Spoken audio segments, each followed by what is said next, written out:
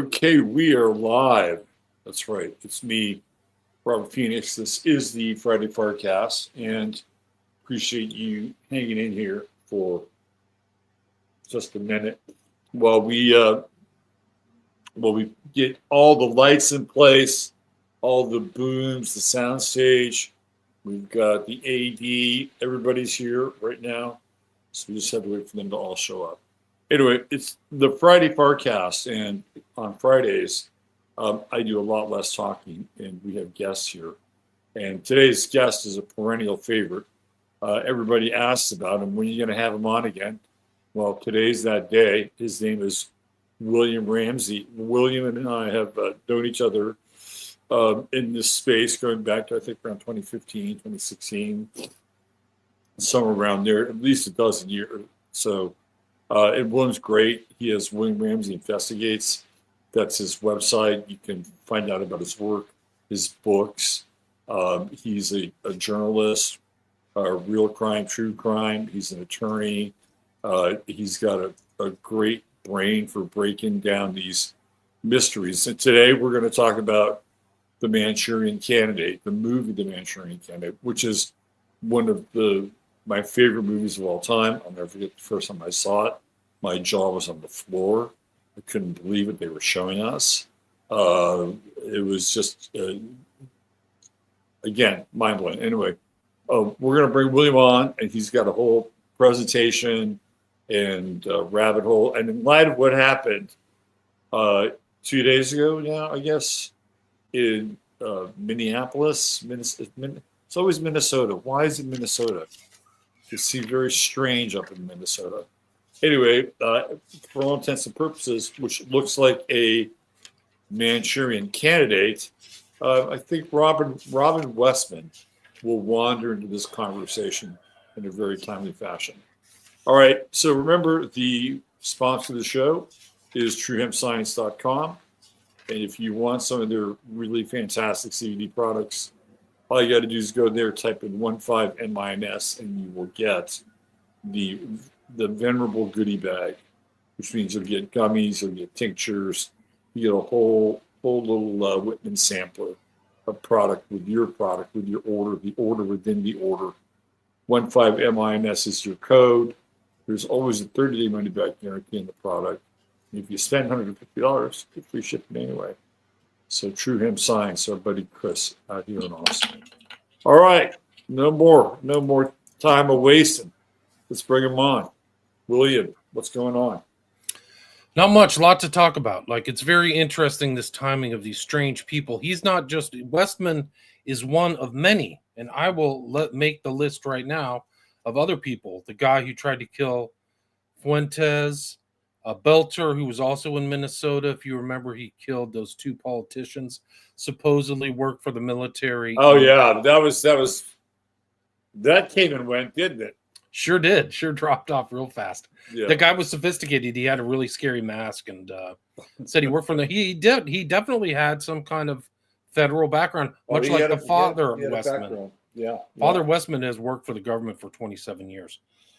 Livelsberger was the guy who blew up his Elon Musk truck in Vegas. That was at January 1st. It's easy to remember because Jabbar also worked at Fort Bragg and ran over 15 people in New Orleans. That was New Orleans, yeah. Then there was Crook. He originally from Beaumont, Texas, I believe.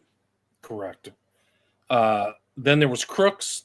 Crooks was the so-called first attempted assassin of Trump. Right. Ruth, who's going on trial very soon. Right. And then Mangione, who somehow comes all the way across country to supposedly kill a CEO. Well, but in Manhattan, where a lot of this fiction that we're going to talk about today takes place. Right. Interesting. All right. That's a recent list. Yeah. Oh, and there's more. Oh, I think you're right. Oh, we can go back through time. We can talk I mean, not that far. We had another trans shooter in Nashville shooting a Catholic school. Right. We've had a lot of strange things going on. You had Gendron, who traveled up to Buffalo and he supposedly had an FBI handler. Right, He shot exactly. people. I mean, the list is very long of these Uvalde. Yes.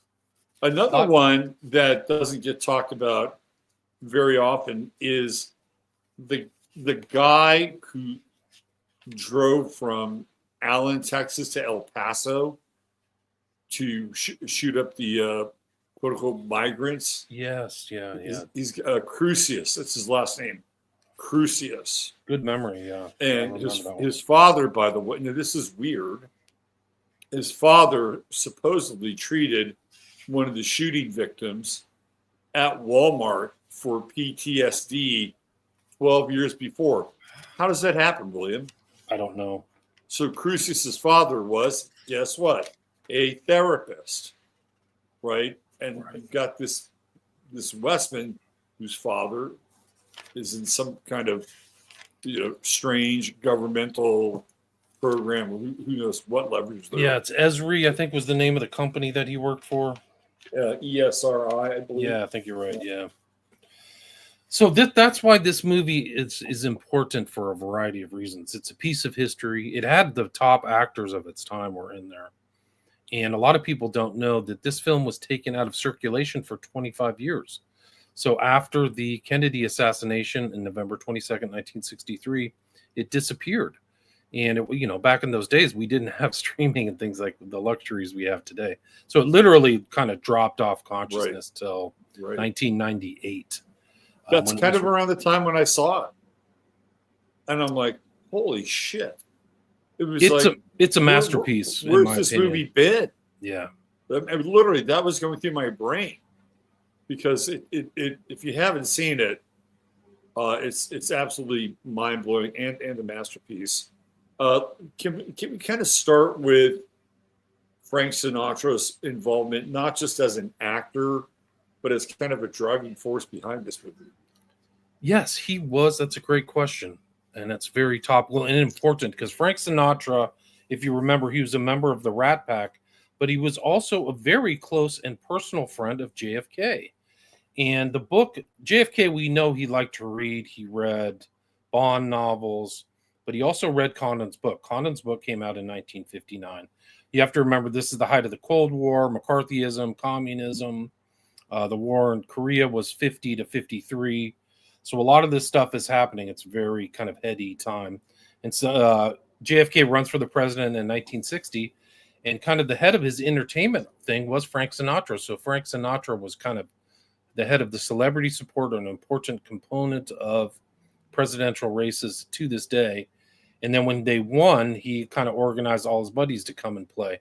And he went to Hyannisport, and that's kind of the famous kind of, residence of the Kennedy clan dynasty, really. And that's where they made the decision to make this movie out of this. And it was actually Frank Sinatra's production company. And the $2.2 million at that time, which is a pretty significant amount of money, half of that went to Sinatra's acting payments. So he cashed himself out and became the lead of this, what was the novel at that time. So was he driving this project the whole time? Or 100%. He was very much involved. And there's actually a very interesting clip that I could bring up too, because he's the one who assembled the cast and everything. Right. So it was his production company. He decided who was going to be in the film with him, who was going to direct it. And actually, he was very in close contact with Kennedy. So he even admits later on in his life as he aged that Kennedy was very much involved in wanting to know how this project was progressing. So it wasn't, a lot of people may forget this film didn't come out in some kind of vacuum. It was coming out in the age of this behavioral psychology or mind control or whatever you want to call it. Right. And there was kind of glimmering, but I think the brilliance of Condon, who's kind of lost to history, he's one of those authors. He did Prizzi's Honor, if you remember the Prizzi's Honor movie with Jack Nicholson, I believe. He also wrote those, but he's kind of fallen out of kind of the limelight. But this was one of his first books. But some of the principles, and some, like I read the book and I've seen the movie many, many times. And he literally, the dialogue that's in the movie is a carbon copy, verbatim clips and statements from the book. So they didn't do a lot of like re-editing and redrafting. Right. One of the interesting things about the book is the Illuminati numbers, like the occult numerology is in there and in the movie, the 1177s and things like that. Very crucial components. But also the book is very graphic, and the mother, there's incest themes in there. So the mother is being raped by her father when from 10 to 16 years old. And then the mother, who's played by Angela Lansbury, she's Eleanor Iselin. She rapes her son and it's not shown in the film, but she rapes her son while he's under a hypnotic trance. So it's pretty dark and graphic in that regard. But a lot of that stuff is in there in Condon, and I think Condon was showing something that he had either, I don't know a lot of the background of his research, but he seemed to get a grasp of hypnotism, brainwashing. He knew something was induction. going on. Yeah, he got it. He got it, and he distilled it very well, in my opinion. He distilled it very well. We can watch this clip. I put it up with a video. We can see the Illuminati numbers. Okay, I just wanted to give people hold on a second. One of the important things is that you had talked to me and sent me something about the movie Frank Sinatra was in, which is in my slides. It's called Suddenly. Well, there's a guy taking a shot at the president with a rifle. It was made in 1955, and it actually featured Sterling Hayden. If you remember Sterling Hayden, he would be Jack or Ripper or Tripper or whatever his name was, the crazy lead character of Dr. Strangelove, which came out in January of 1964. He's also in the Killers, right? Yes, that's correct. Yeah, he's actually an ex-World War II kind of hero. But interesting character. Yeah, he's an this movie came out in 1962, and then in early 1964, both Dr. Strangelove and 7 Days of May was also overseen by JFK. It's another film that involves a coup, right? An overthrow of the government by the military that JFK allowed. He actually went to Hyannisport so that these guys could film on site of the White House. So there's actually scenes in the White House with Kirk Douglas, but it's all important in this milieu of kind of Cold War paranoia and a lot of things, you know, the Cuban Missile Crisis and nuclear power. It is unerringly a film of its time because all these things are in the background. Yeah, but it's also a film ahead of its time. Yes. And that's what makes it such an interesting movie. Two people here in the cast three that I find pretty interesting. One is Henry Silva, he always plays the best villains. This guy is like a terrific bad guy. He's a badass bad guy in this movie. Key Day, who would go on to play Wo Fat in Hawaii Five-0. Did you ever see the Wo Fat episodes? Yes, yeah. Well, the early ones, right? Yeah, like the first version of them. He's like this evil fucking mastermind. He's like the same guy. He plays. From the movie. He's good. He plays Dr. Ken Yen Lo, and I have a lot of stuff from him and his statements because they're directly from the book, but they're also a distillation of a lot of the research that was going on at that time, in my opinion. Yeah. So, and then James Gregory, who plays the husband of Angela Lansbury, he's a great actor, and he would later go on to have kind of a nice career trajectory with Barney Miller at the end of his career. These are all great actors. You have to remember Janet Leigh is the mother of Jamie Lee Curtis, right? So she's married to Curtis. She's got to be considered Hollywood royalty and just came off Psycho with Hitchcock. Yeah. So only 1 or 2 years off of that.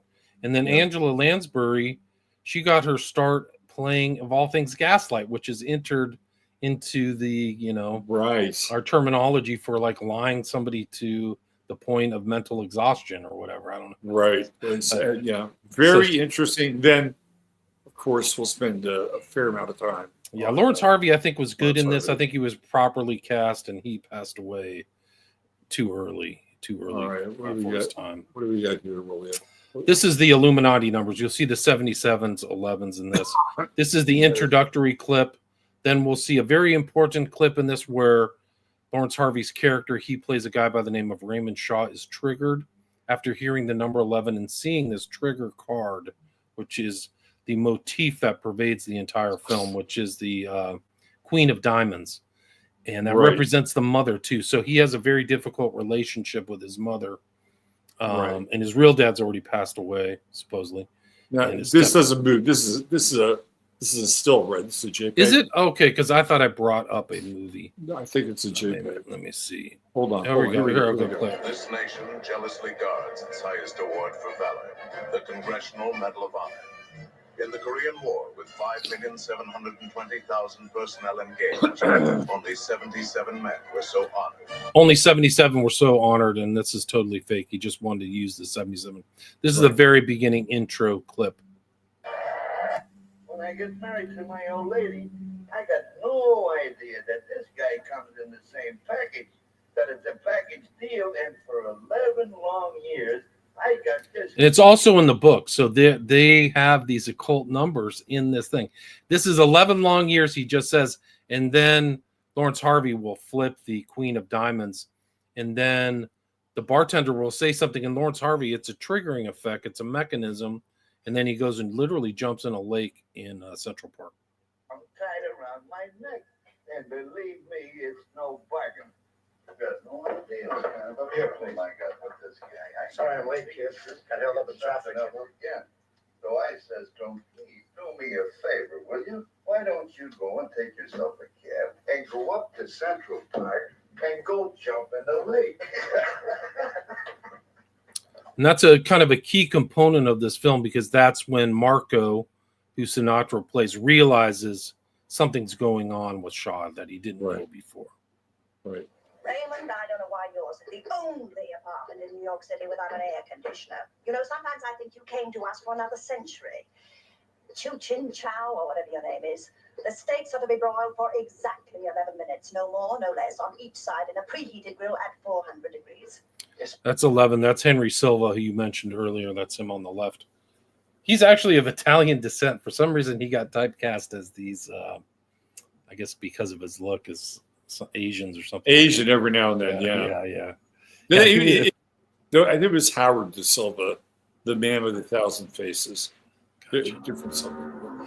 Anyway, it just shows this background of this is like the knowledge of these kind of, it's seen this kind of hypnotism in kind of an occult sensibility is the way I would term it. Right. But, there's one of the sequences when they got Frankenheimer. Frankenheimer, I think, was a TV director, and he had a lot of TV techniques, a lot of panning and things.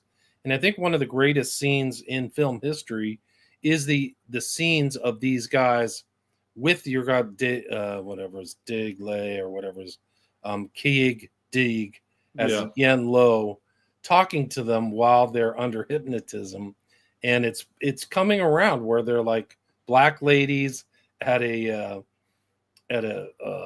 horticultural thing, and then the communists and all this stuff. And that's where it comes, this Manchurian Candidate, because they're taken to Manchuria. And if people aren't familiar with that kind of geology or geography, it's the part above the Korean War. So the Korean War happens in 1950-53, and Manchuria is right above that. So that's like the theme. I mean, this is totally going to ruin people if they haven't seen the movie recently, but it's interesting how close a lot of the stuff reflected real world events. It feels okay. So, who was there a technical director for this, or somebody who? It's very interesting you say that, because Sinatra, and it's from varied sources, but it's not to my knowledge, it's not memorialized within the kind of publicized documents relating to the film, but in multiple sources in multiple different books, there's a guy by the name of William Joseph Bryan who is said to be a consultant in this. Right. William Joseph Bryan is a very strange kind of hidden character. I've done a show on him, but not a lot of people know about him. But he literally ran a hypnotist course in a class on Sunset Boulevard in LA, literally about 2 blocks away from the Comedy Club. If people know where the Comedy Club is on Sunset, his old office was there, and he would hypnotize everybody. He was also somebody with very flexible morals, and he got busted. There's actually a court case in I think the mid 70s where he was taken to court because he was engaged in intercourse with the females that he was hypnotizing. Of course. And he actually got caught. Then he got caught trying to bribe one of them to shut up for $25,000. So a lot of his stories, he went down the tube, so to speak. He started becoming a hypodermic needle drug user, and then was in Vegas. And these women in Vegas, 2 prostitutes in Vegas, said he spilled the beans on some of the stuff he was up to. But the fact that he was involved in this film, the interesting thing about William Joseph Bryan is he wasn't just involved in this film as a consultant. He was actually involved in other films. He was involved in one of the earliest films with Francis Ford Coppola, and it was called something 18. I can't remember. It was filmed, but it also involved kind of this mind control stuff. And he's a named consultant on that. Is it like Dementia 18? Yes, good memory. Yeah. You're super smart. Dementia 18. So it was a very, very early horror film. It's where Ford Coppola got its start, really. I think it was his first film. I think it might have been his first movie, and he got backing from some Italian studio. And he shot it in Ireland, is my understanding. Shot Dementia 18. Yeah.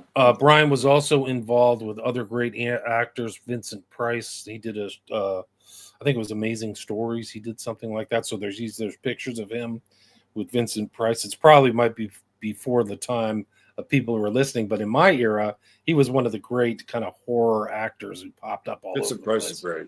Yeah, awesome. Great guy outside and inside the theater. Really kind of a character. They don't make him like him anymore. But anyway, William Joseph Bryan is kind of this hidden hand behind that. It's interesting because when Frank Sinatra was coming up, he was part of a band called the Jimmy Dorsey Band. Yeah. And this is the 40s, and there's pictures of him in the band Sinatra. And William Joseph Bryan was supposedly a drummer for that. He claimed ancestry of William Jennings Bryan. Yeah. But it's opaque. It's not clear that he's clearly, if you looking through ancestry and stuff like that. But he's a mysterious character, William Joseph Bryan. Friends with Melvin Belli and Bailey, F. Lee Bailey of all people. So people who are unfamiliar with the gods of American law during the 60s and 70s, F. Lee Bailey and Melvin Belli were infamous lawyers during the F. Lee Bailey. I suppose they never lost a case. I don't know if that's true. And then Melvin Belli was just this wild character lawyer, helped set up the whole Atomwaffen festival with the Rolling Stones, which becomes this incredibly dark ritual. Plays a character one time on an early Star Trek episode. Yes, good memory. Yeah, and you can still see that on YouTube. Yeah, and he married. So he's so smart. He got married in Mexico City, and his wife thought that everything was fine. And about 5 or 6 years later, he divorces her, and she goes to apply American divorce law and get half or more of everything he has, and it doesn't work because they got married in Mexico and nullified everything, all the American marriage laws. So Melvin Belli was smart. He learned his first marriage was a total catastrophe. He was a woman, Bailey, Belli, and Bryan, all B's, all womanizers, all really hardcore womanizers. Bailey started a skin mag. It was called Weed, UOUI. I think it was. Maybe it was a different one. But these guys were all, and Belli was never faithful. I mean, there's tons He was a scumbag. Mel Belli was a scumbag. He pops up in weird places. He's a real character. He actually is kind of the old California, believe it or not, because his dad was in like Sacramento right around the turn of the century, and he was like called the King of Torts, but he was also involved in all kinds of weird stuff. For some reason, he's in California and he's brought out to be Jack Ruby's lawyer. Melvin Belli never did any. He did like podunk criminal law when he first like set his shingle out when he first started lawyering, and then all of a sudden he's in like the biggest freaking criminal case in world history in Dallas. I mean, it's unbelievable. Shot, so he's sent out there in '64, probably did, in my opinion, to throw the case. Like he's there as a didn't ringer. he? I could be wrong here, but didn't he defend Joe Alioto when Look Magazine did that expose on Alioto and his connection to the mob? He might have been Alioto's lawyer. The story about Belli is that he was very comfortable he's kind of like Sinatra. Yeah. Like he was comfortable about being around mobsters, and he was of Italian descent. Right. But he was from Northern Italy.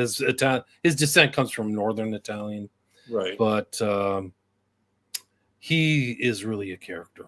And if you haven't seen Gimme Shelter, he's in about 5 minutes of the movie, but you can tell what a wheeler dealer he is.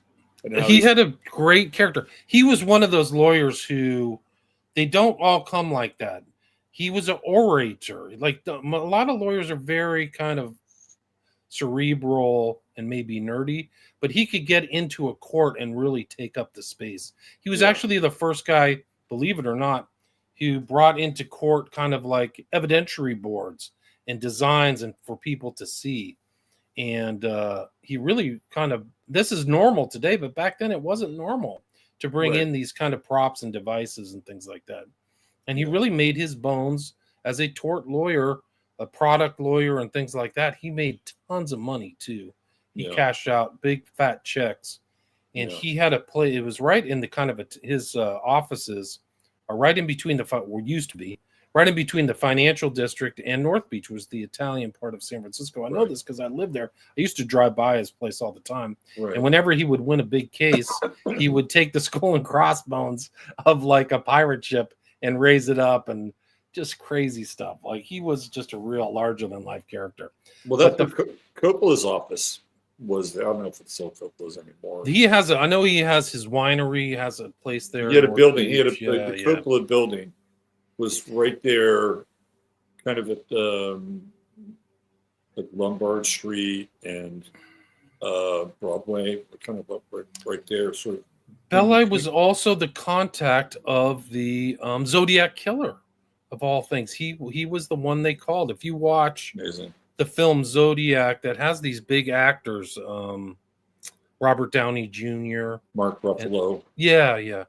There's sequences. I forgot the actor. He plays Belli, so he's like taking the call. This is because the Zodiac was kind of like, he was similar to the Sons of Sam, where he's sending cryptic messages and mailing and contacting people. And for some reason, Belli was that guy. I grew up in the Bay Area during the time of the Zodiac Killer. I mean, you walk home from school and you're looking around and go, hey, is there somebody with a gun out there somewhere? You know, it was a weird vibe, man. It really was. Knowing that theoretically there was some stalker, you know, with a rifle or pistol or whatever. What do you think of that movie? Good procedural movie, true to the story. What's your take on the actual Zodiac Killer movie or Zodiac? I think it's okay. It's interesting because the guy who plays Robert Downey Jr., who's Zodiac, was also a biographer of William Joseph Bryan. Oh my God! He seems So I have to find, if anybody knows where I forgot his name. I think the real name was Ayers, but his research stuff. I need to find it if it's in a university or somewhere. And if anybody knows that, email me. But that guy, whoever, because he probably has information on the Zodiac and William Joseph Bryan that's contemporary. It is. So it's a very kind of ornate kind of tapestry of different characters and people. Right. Belli took classes under Brian, so he took this hypnotist, and took so it. did Bailey. Bailey learned the techniques of William Joseph Bryan. So did Sinatra. Knew of Bryan. So fascinating. Yeah, Okay, it's so really something. So this is we so that's have the shady movie character. 62. Yeah. Yeah, 62. Any evidence that somebody dropping out of the Korean War or who had been in Korea, maybe in a situation similar to this, like were they in touch with Condon? Like, because there's such a vivid feel of those like struggle sessions. It's Yes, amazing. no, it's really a good point. I think I don't know his research that went into the book, The Manchurian Candidate. He was a much more sophisticated writer. When I read it, his classical allusions, his understanding of history. One of the interesting things about Condon in the intro, and I'll show this in the slides, is that he based the character of Angela Lansbury, Eleanor Iselin, on a mix of two people. One was Roy Cohn. So Roy Cohn, who was shit. Yeah. That's crazy. So she's a female Roy Cohn. And he admits it right there at the beginning in the intro to Manchurian Candidate. Roy Cohn is kind of one of the early blackmail guys. He was the mentor of Trump. Yeah, and just a total scoundrel. I mean, that's a whole nother story, but he also based it on the mother of Augustus. I think her name was Livia. And she kind of was this behind the scenes manipulator. And anybody who was a claimant to the throne or a threat to her son, she would poison. She poisoned like 5 important people, showed up mysteriously dying. So he kind of knew this whole, he had the kind of conspirator's sensibility when he was going into writing this. And it's a shame that Condon has lost his reputation, or he just is, it's one of those guys who falls from history, I guess. May be famous and not as famous. I think it's an important question. He had to have known the Manchurian Candidate people at the time. If we go back to 69, the war ends in 45. And a lot of these guys are really interested in interrogation and these communist struggle sessions, like you mentioned. And they're very much trying to figure out the paperclip Nazis. So interrogation is very important. And the people coming back, there was this perception that they'd been tampered with from the Korean War pilots and things like that. But they had been subjected to kind of communist bloc techniques. Right. And so that's what they were trying to figure out. They were trying to take them back. And a lot of the guys who kind of went on to CIA infamy wrote stuff about like interrogation techniques and things like that. So known kind of CIA doctors like Jolly West, who pops up in weird places too, like William Joseph Bryan, and Ewan Cameron were all involved in this stuff. For example, Ewan Cameron was involved in interrogating Hess, right? Hess did that infamous strange plane flight to the UK. Right. And he thought he was being poisoned and tampered with too. Like he said, somebody's poisoning my food. Somebody's tampering with this stuff. So it goes back before. So I think that information was being bandied about. It was in the zeitgeist before Condon wrote his book and published it in 59. Yeah. I feel like it is so realistic. Yeah. And it's like they had to have had some contact with somebody or somebody's who had contact with that world, because it's so ornate in its own way and heavily detail oriented. They're just springing up out of the mind, and you imagine, well, what would this look like if this happened in Korea, right? How would this look? Well, first of all, you have to be able to envision it. You have to be able to envision an event like that happening. Like, oh yeah, let's create an event where they're going to shatter these people's minds. You want to do that? Let's explore some mind shattering. Oh yeah, let's bring it into the war context. And oh, by the way, how would the Chinese do this? How would they go about shattering minds? Right? Like, I don't think that just pops up in a void. I'm sorry. Right? Like I totally agree. Yeah. I think in my thing, like I'd like to look at Condon's research materials. I guess he has in one university, he put all his stuff in there. So I Right. wonder what he was thinking and what inspired him to write the Manchurian Candidate. Obviously, it had to have been the Korean War. He kind of started his writing career later in his life. I don't think it was published. This book was published until he was in his 40s. Right. But I think he was a publicist in Hollywood, and he knew a lot of these people. And I think he might have just been in that environment of kind of like hearing this information. So Well, there's some things I just don't know about that. But why don't we get into your slideshow here? this is an interesting thing because solitaire is a really an important component of the film, right? So solitaire is the triggering mechanism for Raymond Shaw, and it kind of ties in with Lewinsky, who could be a kind of like a secret agent or Mossad agent or something like that. Feels But that way. there is in this George Stephanopoulos, who was right there in the Democratic Party, really in the heart of the Democratic Party. He wrote something in one of his book reviews. When Nixon needed to think, he picked up a legal pad and wrote outlines. Reagan composed letters. Clinton played solitaire. So Clinton's kind of in the role of Raymond Shaw, of all things. Right. So anyway, I think you can click advance through it? it, or I can do it. Yeah. This is the cover. That's the cover of it. So that's the cover, and those are the lead kind of actors: Sinatra, Harvey, Lee. And then the symbol, the key symbol of this is the Queen of Diamonds. Right. And Yen Lo, or the guy who De Lay or whatever, I can't remember his name. Kig Dig. He deliberately chose this symbol because of the interior psychological tumult that is in the brain of the character because of his mom, who's really just a super controlling witch. This is a really interesting poster. What I'm getting from it is that here you have all this information up at the top. You have all these images. You know, it's this kind of collage. So it's visible, right? And then you have this darkness. You have this like kind of much deeper zone of just black, right? This is like the subconscious. Like these are all the things that are swimming beneath this right here. It's sort of, I mean, it's great because you can do white font on black text, so it'll pop. But to me, this poster is really set off by this black, sort of dark, unconscious region of the poster. I think you're right.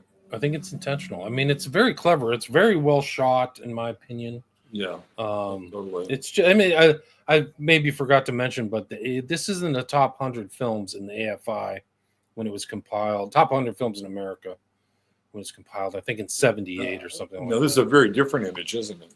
Yeah, that's the actual book cover, the original book cover, and it's somebody giving a speech. Right. It's pretty cool. Yeah, it's pretty neat. I like it. That's what Condon looked like. So that's the author, the original author. He was author of like 20, 25 books. He's very prolific, and his frame of reference was, for me, very telling. Like he was a clever writer. He wrote interesting paragraphs, and he wasn't kind of a staid. His prose and stuff was. He had fun with language. So I admired it. Was he involved with the man with the golden arm? Is that his? I don't remember. I don't know. That's another cover. So you have the Queen and the shattering, right? Shattering the brain. Right. That's another kind of cover of the book. This one was, I think, that was the Something kind of like his. Yeah, he was talking about it. It's just a concept of hypnosis of Raymond and the truth serums and stuff. So this is from the book. This is at the end. I just wanted to show that was kind of it. And here's the kind of numbers 11 that I mentioned.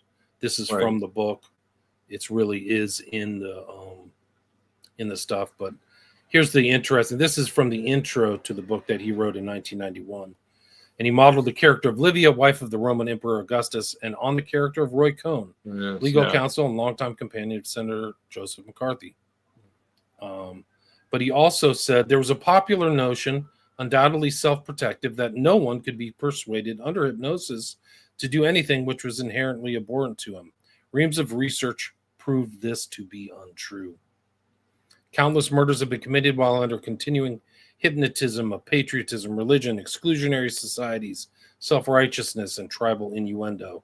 Brainwashing as a fictional device has been accepted by readers of the Manchurian Candidate because they knew that it was a true condition willingly arrived at. So I think that's interesting. Just another 11. And this is kind of what Manchuria looks like, just for people to get. Yeah, for people that are unaware of this part of the world, from here to here, it's huge. Like, this area is historically so significant. First of all, Alexander, Nicholas and Alexander, failed to understand just how serious the Japanese were for occupying territory. And prior to the Japanese-Russo War, Japan would send envoys to Russia and say, look, we don't want, because Russia's all up in your shit. Like, we don't want a war with you, but we want to work out a deal. You can have this. You can have Manchuria. We want Korea. Right. So that was the deal that they kept bringing to Nicholas. And they wouldn't even, the Japanese envoy, the Japanese were despised by the Russian royalty. They thought they were backwards. They thought they were, kind of these brutes from another time, and they treated them with disdain and disrespect. So the envoys would stay in Russia for a couple of months, and they would never ever meet Nicholas, right? So they never were able to negotiate this deal. Well, they go in and they attack, and they completely destroy the Russian army. And Nicholas gets this brilliant idea to send the fucking Russian Navy all the way around the Cape of Africa so that it can eventually go into Japan and save the day. Well, do you think other countries knew that that's what Russia was doing? Of course. So this war in this part of the world absolutely demoralizes the Russian army, and it sets the stage for the Bolshevik Revolution. Then you have, again, in this area, you have the Chinese nationalists, and then you have the Chinese People's Republic and Party of Mao, and they're fighting it out here, right? They're trying to see who's going to run China now that these dynasties are falling apart. Well, just as they're kind of getting their feet on the ground and pushing the Maoists out here, the Japanese start another war with them. So now the Maoists and the nationalists are like, well, we should band together and let's fight Japan. We'll beat Japan together. Of course, this is Mao's idea. So Mao comes out looking really good once they defeat Japan. But this area has been so instrumental historically. People have no idea how much of a role this part of the world has played. And this is exactly where part of the story is coming from. Right. I mean, that when the Japanese sank the Russian fleet, it put them on the map. Oh, yeah. People are like, oh, sure. wow, the Japanese aren't joking. They invaded Korea and occupied Korea and instituted all kinds of cultural changes in Manchuria. And then they were kicked out, and that was brutal. So it's been passed around. The Japanese had a foothold in Manchuria. Yep. But it is part of this story, and it does, believe it or not, reflect reality, because the character of Raymond Shaw goes into the Soviet or I guess the communist bloc countries and comes out much like Lee Harvey Oswald mysteriously goes into Russia and comes back out clean as a whistle. Like, I mean, they didn't put him in jail or anything like that. Very strange. So yeah, and there's themes in this book that reflect reality. Handler, somebody overlooking somebody. Raymond Shaw's being handled. He's being handled by Dr. Yen Lo, and then he's handled by his mother. So he's moved into place. And you'll see a lot of these other guys are literally moved into place, reflecting fact, like not fiction. we talked a little bit about this before. I don't think it's just a coincidence, but Lee Harvey Oswald and Lawrence Harvey have this really interesting alliterative connection, right? Like you can almost transpose them. Lee Harvey Oswald, Lawrence Harvey. So I remember specifically, I did know about this movie later on, and I did know about the actor when I was young, Lee Harvey Oswald, not Lawrence Harvey. It's very similar. It's very odd. I'm telling you, because when I was a kid, I was trying to figure out, like, I don't know, like 6 or 7 years old, something like that. Was Lawrence Harvey involved in the Kennedy assassination? Like my brain was trying to work those two names out because they sounded so similar, and I didn't even know about the Manchurian Candidate. Like, what are you, just pure It's coincidence weird. or well, what? I don't know, but Lawrence Harvey is not his real name. He had like he was of like Jewish extraction, Of course, yeah. so he has some kind of like, I forgot what his real name was, but it's a stage name, so that's even more strange. So Really I forgot. strange. Let me see if I can find out what Lawrence Harvey's real name was. Anyway, it just always struck me as being so close, and these movies being so, it's just this weird belief. This film reflects reality. That's the whole thing. Lawrence Harvey's real name was Zvi Moshe Skikny. I changed that name too. Yeah, me too. And he passed away in 1973, so he was 45. It was super young. Was he a heavy drinker? They say he was a heavy drinker and smoker, and he kind of lived life on the edge, I guess is the way it was. A way to put it. He was educated at the Royal Academy of Dramatic Art, so I don't know. I think that he had a troubled existence. But yeah, his real name is V. So why does he pick Lawrence Harvey? I don't know. Exactly. Yeah. Well, there was Laurence Olivier, who was, maybe he's trying to ride the Lawrence train, but the alliteration between those two names was just really weird for me as a kid. It's the same name, Harvey. It's really something else. It really is, yeah. And we mentioned this before when you sent this to me in an email suddenly. So this was already part of my presentation, because the strange thing of this story is drive-by shooting. Well, not a drive-by, a rifle used to shoot the president. And Sinatra is the presidential killer. This is from 1955 suddenly. So Yeah. 1954, excuse me. Get into this. This movie is really weird. Really strange. Yeah, so it's just kind of a curious thing. Here's the symbol of the Queen of Diamonds, a central image. Okay. Before you go here, I gotta ask you a question. Okay. Go back to the previous slide. All right. Look at Sinatra. He looks like the personification of evil, right? In some ways. Did he do the Manchurian Candidate to clean this movie up and kind of scrub it from his background? Like, I can be a hero instead of a heel? Or was he just working out both sides of those parts of his character? I don't know. There's definitely a mystery, but like, why did this thing happen?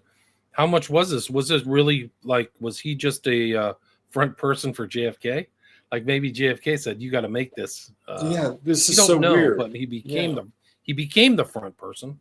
But maybe JFK knew stuff. Maybe he knew things, and he's like, you should make this movie because I'm seeing documents that pertain to this. You have to imagine that JFK saw the inside stuff. Like he's the president. He's probably seeing top secret documents and knowing stuff, I would assume. I don't know. This is interesting. The production company is Libra Productions, and it was released on October 7th, which of course now October 7th is the day of infamy, which is the month of Libra. So we have a Libra Productions movie being released in the month of Libra, 1954. And the running time, looking at center, there's a 77-minute version of this. There are three versions, 75, 77, or 82. And then you have 7 with October. That's interesting.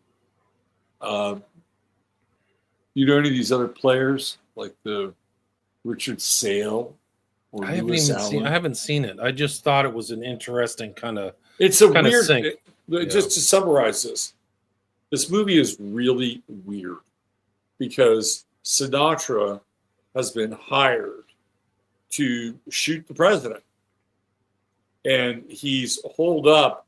Most of the movie is in an apartment where he's got his long-range rifle, his henchmen, and this woman. It's her apartment, and so she winds up getting involved with this scene, right? This whole scene, and Sinatra isn't just there to. He's maniacal.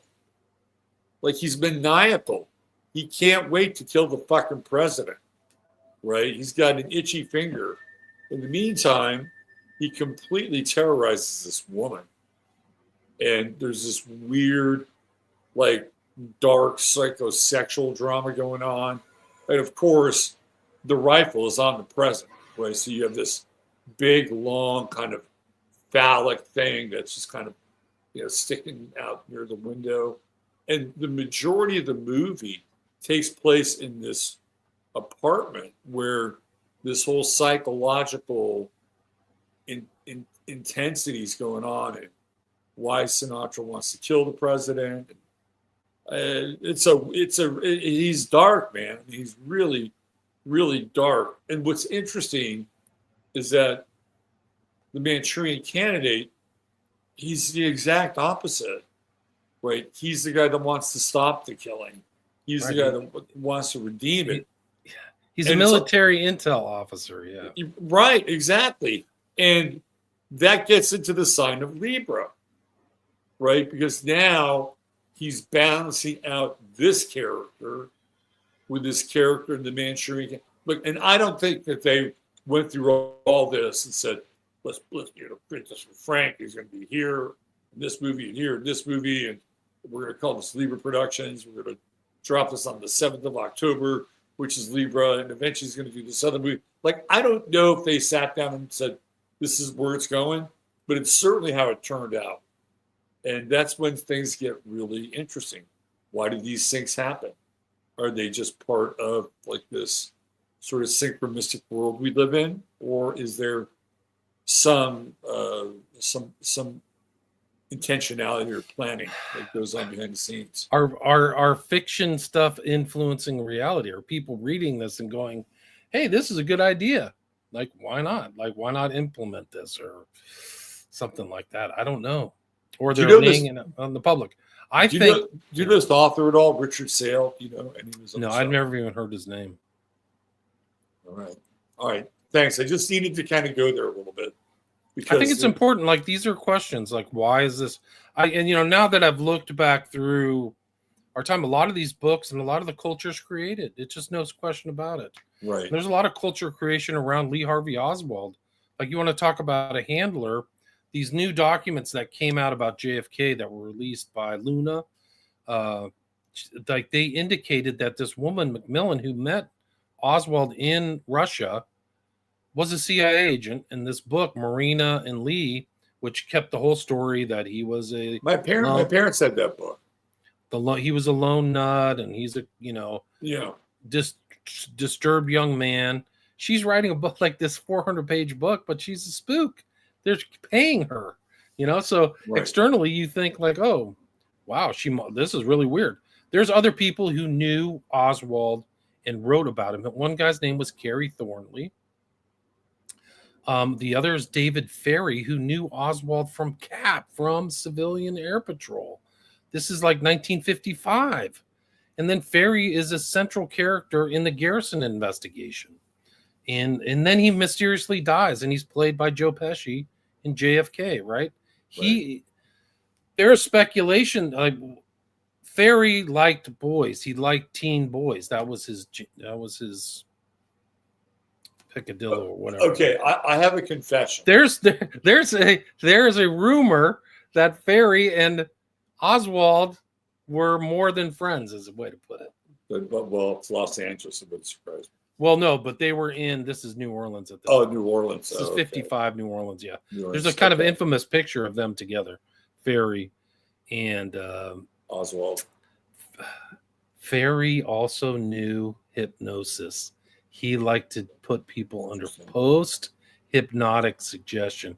Ferry was almost kind of like an alchemist. He was a very smart guy, an ex-Jesuit priest who was defrocked. And they never said things back in the day. They just said he had a personality defect or something. The thing was that he liked the boys, and Right. But he also had all this interest in cancer research. He was a gun runner. He was a very much of a kind of a Renaissance guy in a dark way. I think you'll find a number of these dark Renaissance type characters. I think that William Joseph Bryan is like that too. Yeah. Like they're involved in dark stuff, CIA connected. Ferry, according to, I don't know if you've heard of Daniel Hopsiker. He wrote the book Barry and the Boys. Yeah. But he basically said Barry Seal, who was a coke runner, Right. and Ferry were CIA agents. So he made that distinction. Like they're not associated with the CIA. They are actual agents. So They are Barry actual feels like paid agents of the yeah. CIA. Yeah. That makes sense. And if you look at Ferry, you have to remember the context leading up to JFK is this desire for the Cuban Revolution. They want Castro dead. The Bay of Pigs is growing. All these guys are gun running with the mob too, right? So you had handsome Johnny Roselli was involved in gun running with Ferry. Like these guys are around in the same environment. The biggest outpost of the CIA was JM Wave in Miami, and they were targeting Cuba. And Right. so when JFK, the JFK probably sealed his death when he didn't support the Bay of Pigs. Right. Is that was it? That was like, you didn't support us, and now all those people who were training to kill Castro are trained, right? Yeah. So, You gotta and do- Ferry's gotta do something. notorious for saying how much he's an anti-communist and how much he doesn't like Kennedy. Interesting. All right, let's keep the train rolling. All right, let's do it. So that's the Manchurian Candidate. This is the most important symbol, or it's a recurring symbol. It's how he gets programmed and deprogrammed by Marco at the end. So if you see that, Korea 52 is where it starts. So it starts with them on patrol. Guess how big their patrol is? 11 men, right? So another 11. Hey, can you go back 2 slides? Sure. All right. No, one more. Go to Queen. That's okay. Yeah. All right. So one of the things that jumps out at me here is the letter Q. Wait, Q. And what were we inducted into in 2017? The Q drops or whatever it is. QAnon. QAnon, yeah. QAnon, which to me, and it's not meant to disparage anybody's beliefs, but it's like, to me, QAnon is a program, as much as there was a program going on between those 4 walls in that struggle session in North Korea It's a program. It's a similar program. It's a breaking down of people's belief systems, their identities, and inserting a completely new paradigm inside of their consciousness. And I just think it's interesting. Again, could just be another one of these, weird little synchronicities. But what do we see there? Q. There's Q. That is interesting. It's interesting those terms you use, because the communists and I think it was the Chinese ones were very much into thought reform, right? Right. Because they were overcoming this old capitalist thing. So they had to reform people's minds. Yep. And so they were involved in, I guess you would call that from the left. And then the conservative guys like under Dulles are also involved. How does this happen? How can we do it? You know, so it's I don't remember that in history. I mean, there are mind controllers from history. Mesmer, we get the words mesmerized from a guy named Mesmer. Anton Mesmer. Yeah. Mesmerism was huge, man. It was almost like a religion in Europe for a while. Clearly beneath the line, but people have been tinkering around with this at Ruby's place, the club he had. They would have amateur hypnotists. They used to have more amateur hypnotists around. Yeah, I think people got sued or something happened, or it's not as common. You can do it in Vegas, but I think it's because people aren't consenting. Like once you go under hypnosis, if you're a subject, if you're a suggestible subject, not everybody is. Like you lose it anyway. My point is Mesmer and like a lot of these old type things. You could actually even say the original assassins of the Hashashim under, I can't remember his name. The guy's phrase was it was Abu Hassan, right? Thank you. Yeah. Nothing is true, everything is permitted. But what he'd do with his assassin is he would like bring them into an entirely new environment. So it's almost like a sensory overload where they would give them hash and women, and it was a paradise. The word paradise comes from, it's actually an old Persian word of an enclosed environment with beautiful bushes and things like that. And so they would apply these guys and they would change, and then they would send them out to kill. And these are historically accurate because the Crusaders had people get assassinated in weird places during the Crusades. And it was all led back to this guy who had an assassin training center. Right. Yeah. And you have to see these kind of things in the light of modern intelligence. So real quick, there was a remake of this movie with Denzel Washington, right?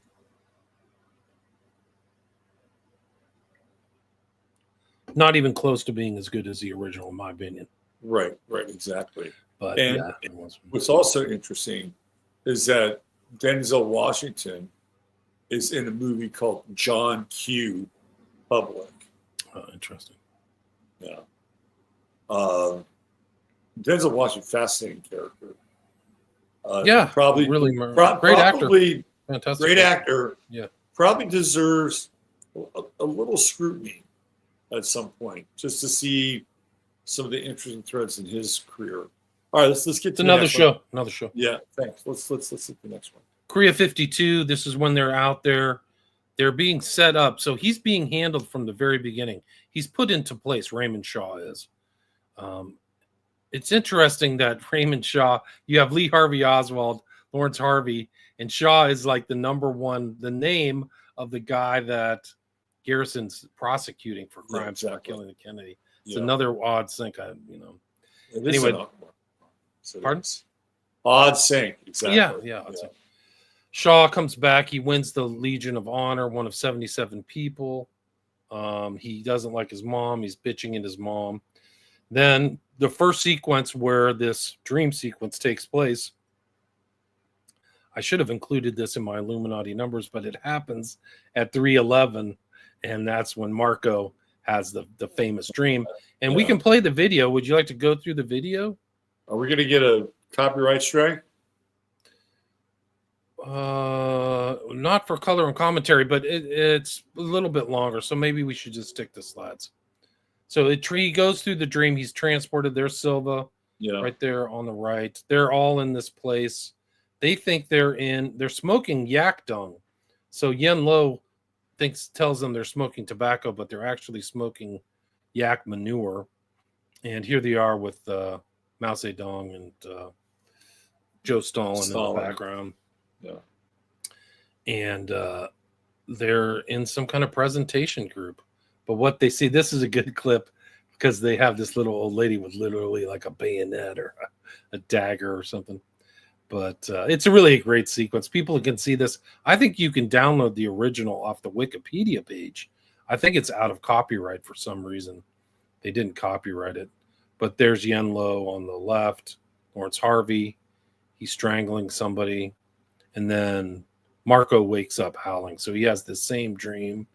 And then he goes to tell his compatriots over at the Pentagon, what seems like a Pentagon office or something. And they ask him about Raymond Shaw, the psychiatrist for the military. And he goes, Raymond Shaw is the kindest, bravest, warmest, most wonderful human being I've ever known in my life. But the facts of the case is that he's kind of a droll, humorless, jerk. So this is a made up story. Yeah. And some of the sequences are interesting, and they reflect some of the sequences you see in these modern shooters. They literally point the gun at cameras and pull the trigger, like from this sequence in Manchurian Candidate. It's another weird sync. I'll show pictures of these. I can show pictures later, but this is from the Academy of Motion Picture website. And then another guy, the African-American guy from the regiment or the patrol group, he gets up and says the same thing. Raymond Shaw is the kindest, bravest, warmest, most wonderful human being I've ever known in my life. And then Raymond is triggered by this passing time to play solitaire. So somebody calls him on the phone, and this kind of triggers him to play solitaire to get the queen. He's then handled into a medical facility, and he's kept in a hypnotic state under this Queen of Diamonds. And then this is in New York. So he goes from Manchuria to New York, and then Yen Lo's in New York, of all places. And he shows up. He's from the Pavlov Institute. So if you know who Pavlov is, it's the guy with the conditioned response and all the stuff that, like, dogs starts slobbering when they hear a noise because they know they're going to get fed, those type of things. Right. There's also little references to neuro-linguistic programming, which is interesting because Angela Lansbury's character's husband's kind of a fuddy-duddy. He's a drunk in the book, and he can't remember how many communists there are. So when she's sitting with him watching him eat with Heinz, she goes 57 to him, so that when he goes and gives a speech, there's 57 known communists, right? Because he'll remember that number because he's associated the imagery in his brain with that number. Interesting. There's also one of the interesting elements of the thing is this morphing of characters. Lincoln was assassinated, right? And so this guy's morphing with like the Lincoln imagery throughout the whole film, while Angela Lansbury's character is morphing with the Queen imagery. And it's kind of like, I think it's kind of a hypnotic. I think it's kind of like a fuzz. They're fuzzing the lines between these characters and the individuals. Right. Marco spots two of the spies. He identifies them. So then the two spies from the dream sequence he knows and his cohorts know are high-level agents. They're high-level kind of communist agents. He's explaining it to Raymond Shaw, what's happening. They've both been kind of programmed. And then Shaw sees the Queen of Diamonds and jumps in the lake. They're trying to, this guy, the African-American guy on the right is the military shrink. And he's figuring it out too. And he tells Marco, obviously the solitaire game serves as some kind of trigger mechanism. Let's concentrate on the face cards because of their symbolic identification of human beings. And so that's what they did. They identified the Queen with Angela. This is her and Silva. She says 11. She's identified with the Queen here. She's dressed kind of like the Queen figure, right? And then there's this morphing with Abraham Lincoln. He's playing solitaire. She's got him. And then his girlfriend, or the girl that he likes, Jessie, wears the queen, and it triggers him. And so then he leaves with her. This is kind of like the best thing that ever happened to Raymond is his relationship with this girl. And the mom comes back. She's shocked. He's gone. She doesn't understand. Marco deprograms Raymond Shaw with what's known as a loaded deck, which is like a magician's deck. So there's kind of like the implication of magic. And he shows this loaded deck to Raymond and tries to deprogram him. It doesn't quite work. Raymond goes and shoots Jesse and his dad over a checkmark box, like a black and white hex, which is Masonic. Yeah. He's really trying to convince him. She gets back in control of Raymond. She's telling him about the assassination, who he's going to kill. And then she kisses him. In the book, they have intercourse. She's full. Yeah, it's bad. So he dresses as a priest to go and commit the assassination. But what happens is that instead of assassinating the front runner, he shoots his mother and the senator and then kills himself. And one of the things that's interesting in the book is that there's a mention of Yen Lo where he talks about this kind of suicide, this suicide kind of programming. And it seems like that's what happens to Raymond Shaw, is that he commits suicide with that program. Right. But it's also interesting during certain sequences, he's mentioning, Yen Lo mentions all of these academic papers about mind control and self-destruction and primary motivation to violence. And it's reflected in this film. And that's why he's having Shaw kill people, because he's showing the people, I can get him to do anything, even though it's against his moral qualms. And that's what the intro kind of what I showed, or I read about Condon was saying, like, you know, this is a bunch of baloney. And it's a really interesting juxtaposition because he's a Catholic priest, essentially. Right. Who are supposed to be the pinnacle of the moral code. And this is the exact opposite of what he's about to do. Fascinating, just from a symbolic perspective, too. And it's interesting. There's a sequence here when they're in New York. I'll see if I can play this, but he kind of explains what they did to Raymond Shaw and that they've weaponized his brain. Mm-hmm. And we'll see this reflected in modern day events. Like, these people don't know what happened. So this amnesia element is added to them. And I'll play this right here. Let's see. Share screen. It doesn't seem to want to play this. Let's see. What is this? I don't know why this won't play. Let's see if I can play it in the window. Can you bring that video up for me? Which one? It's just with Yen Lo, not the before the this? other one. Yeah, can you see in your box that there's like a picture of Yen Lo? You just get out of this. Maybe you can't. Here it is. Yeah, that's it. Do you realize, comrade, the implications of the weapon that has been placed at your disposal? You may remove. Do you realize, comrade, the implications of the weapon that's been laid at your disposal? Your head bandage, Raymond. Normally conditioned American, has been trained to kill, then to have no memory of having killed. Without memory of his deed, he cannot possibly feel guilt. Nobody, of course, have any reason to fear being caught. And having been relieved of those uniquely American symptoms, guilt and fear, he cannot possibly give himself away. Now Raymond will remain an outwardly normal, productive, sober, and respected member of the community. And I should say, if properly used, entirely police-proof.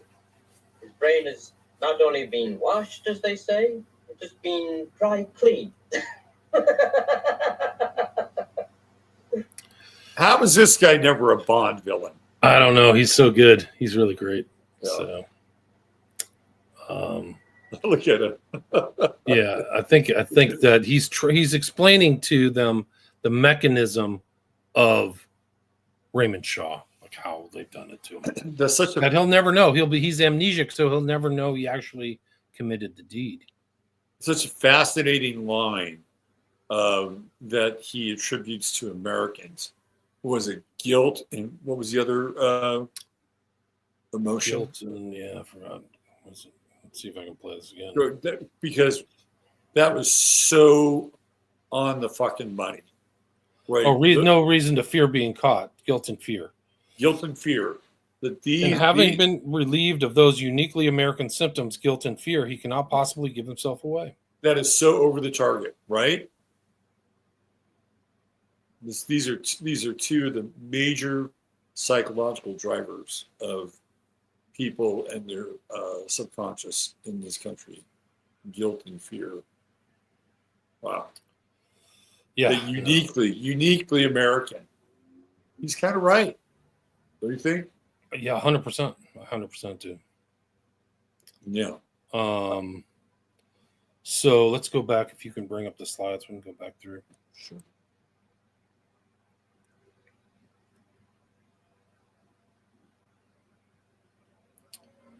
Let's see. We're getting into these Cold War classics. Looks like with some of these movie posters. You can bring it up. So, So what I was saying is like this came out in these Cold War classics. So it's interesting that 7 Days of May, January of 1964, and then Strangelove, January 64. These are all very important books. Look, if you look on that poster, just go back there. Who's the director of 7 Days of May? John Frankenheimer. Right. So Frankenheimer. Frankenheimer is a very important character through this whole story because he is kind of tapped by Sinatra, but Frankenheimer is very close friends with RFK. And going up to 68, where is RFK staying before he goes to the Ambassador Hotel to supposedly be shot by Sirhan Sirhan? He's staying at John Frankenheimer's Malibu house. And in that house, it's almost like a salon. So Frankenheimer's networked and has a lot of friends, and also friends with Warren Beatty, who would go on to make another Cold War paranoid, triggered assassin. The Parallax View. Exactly, in 74. And he's in this environment. He's in totally neck deep with, I think Pakula was the director who made other paranoid films. Yeah. And then Pakula dies mysteriously with an iron bar going through his windshield and supposedly killing him on a freeway. Like, what a way to go. That couldn't be more paranoid. So Alan Pakula, for people who aren't familiar with him, he was noted for this sequence of movies called the Paranoid series.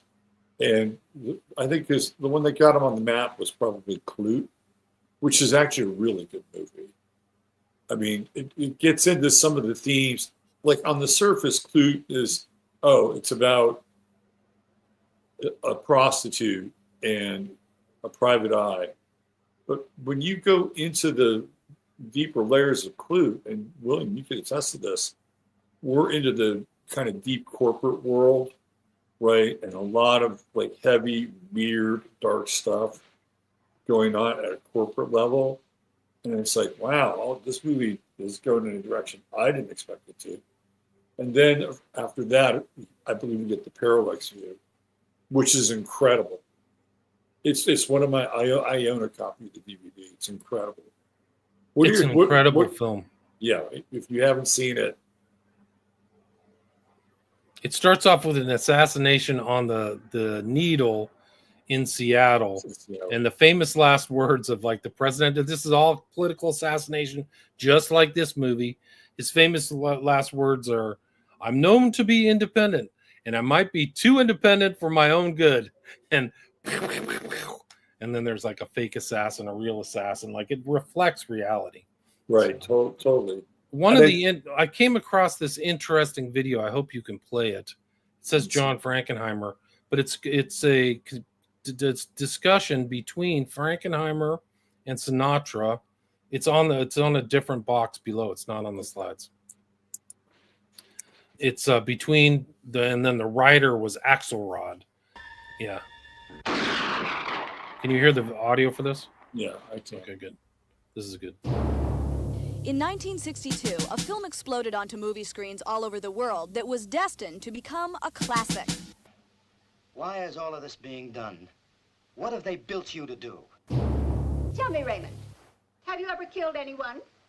No, ma'am. Not even in combat? In combat? Raymond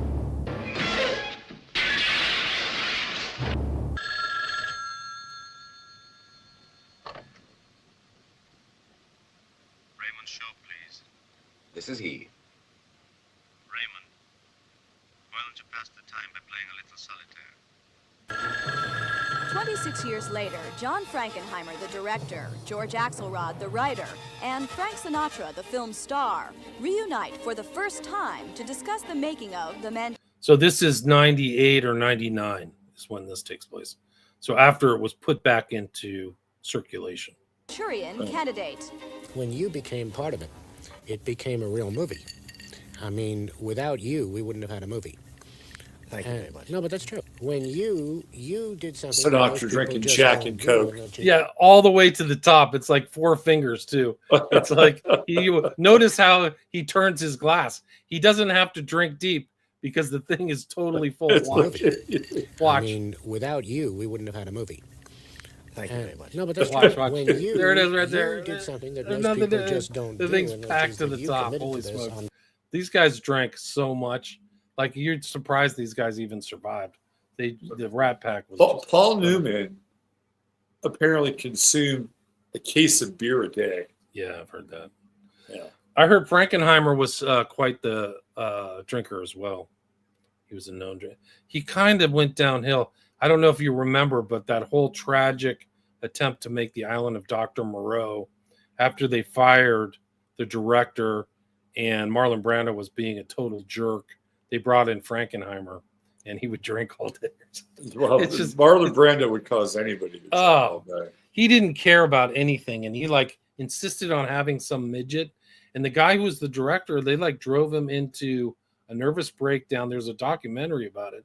And then he left Hollywood and disappeared. Well, Val Kilmer was no walk in the park in that movie either. Yeah, I heard apparently he was a big jerk too. I know a guy who was a member of the cast, and firsthand stories about how horrible at that time in that movie Val Kilmer was as a human being.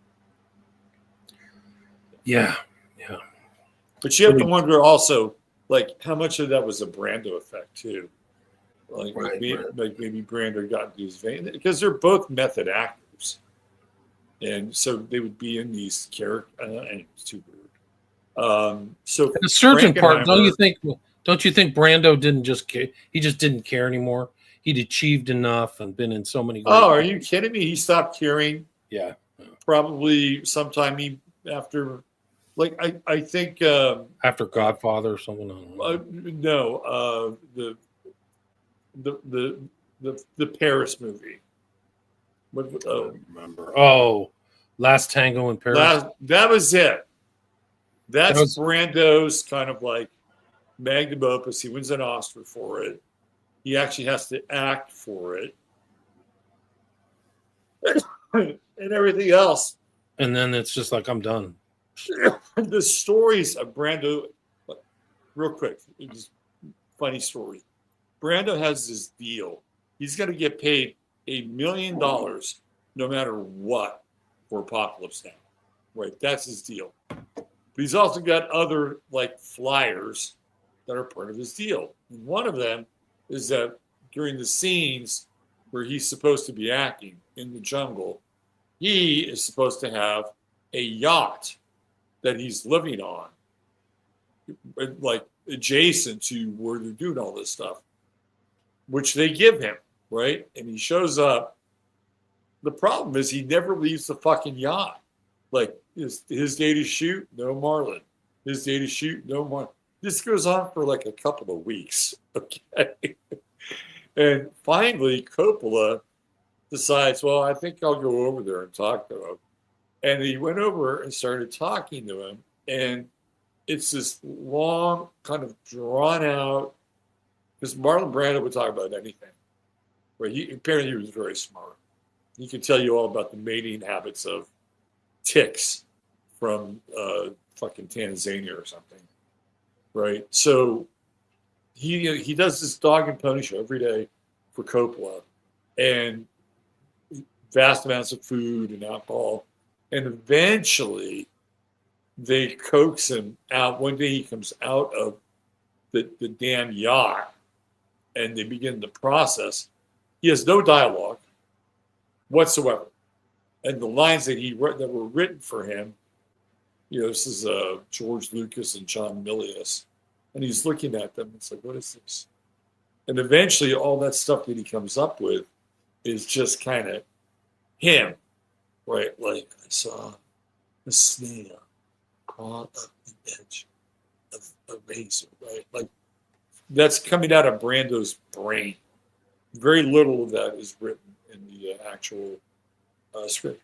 And that's sort of like the height of, like Brando tapping into his method acting powers. And after that, he's just mailing everything in. Everything. And he was overweight too for Apocalypse Now. I think he was like 100, 150 pounds overweight. Oh, he was totally overweight. Yeah. So yeah, he had a great run. I don't know. He didn't mature into old age, not like some of these other guys. But he didn't give that was the thing about Brando. He didn't give a fuck. He's just stopped caring. He probably had all the money, all the women. There are stories about that dude with other dudes. He and Richard Pryor were lovers. Yeah.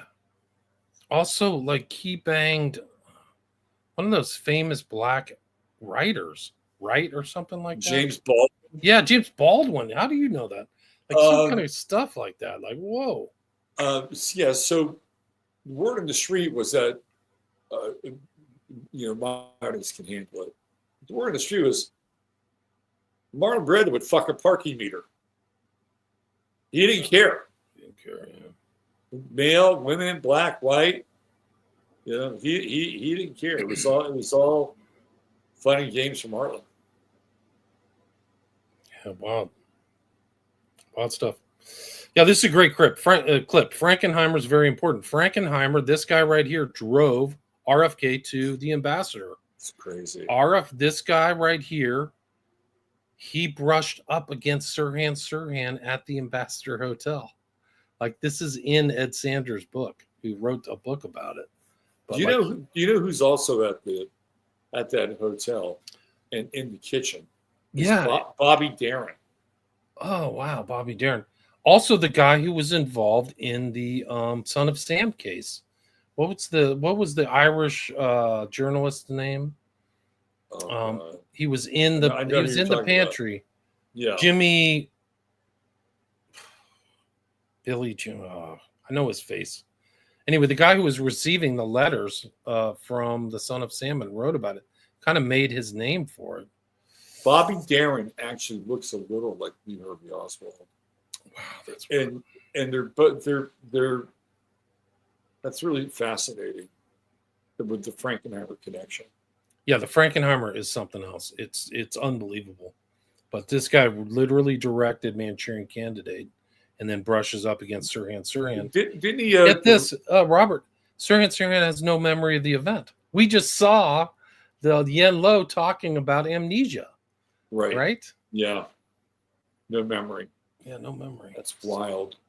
What was I going to say? Who else was there? What was Jimmy Dean, Jimmy Cagney? No. Jimmy Cagney wasn't there. Bobby Darin was there. Also, Roosevelt Greer. Huge guy, yeah. Rosie Greer, who was Pam Greer's uncle, if I'm not mistaken. Oh, wow. So Pam Grier of, like, black exploitation or whatever. Yeah, it is. she's related to Rosie Greer, and I believe Greer was shot. Am I right? Yeah, about no, that? a lot of people took bullets. I think there were supposedly Sirhan had an 8-shooter, but there were like 12 bullets counted, and that was all covered up. And Roosevelt Greer he played for the Los Angeles Rams, and like there would be this like symbolic sacrificial lamb or ram as part of that event had he not survived. Wow, Jimmy Breslin was supposedly in the thing. Jimmy Breslin was present during the aftermath of Robert F. Kennedy's assassination, having traveled with him to California.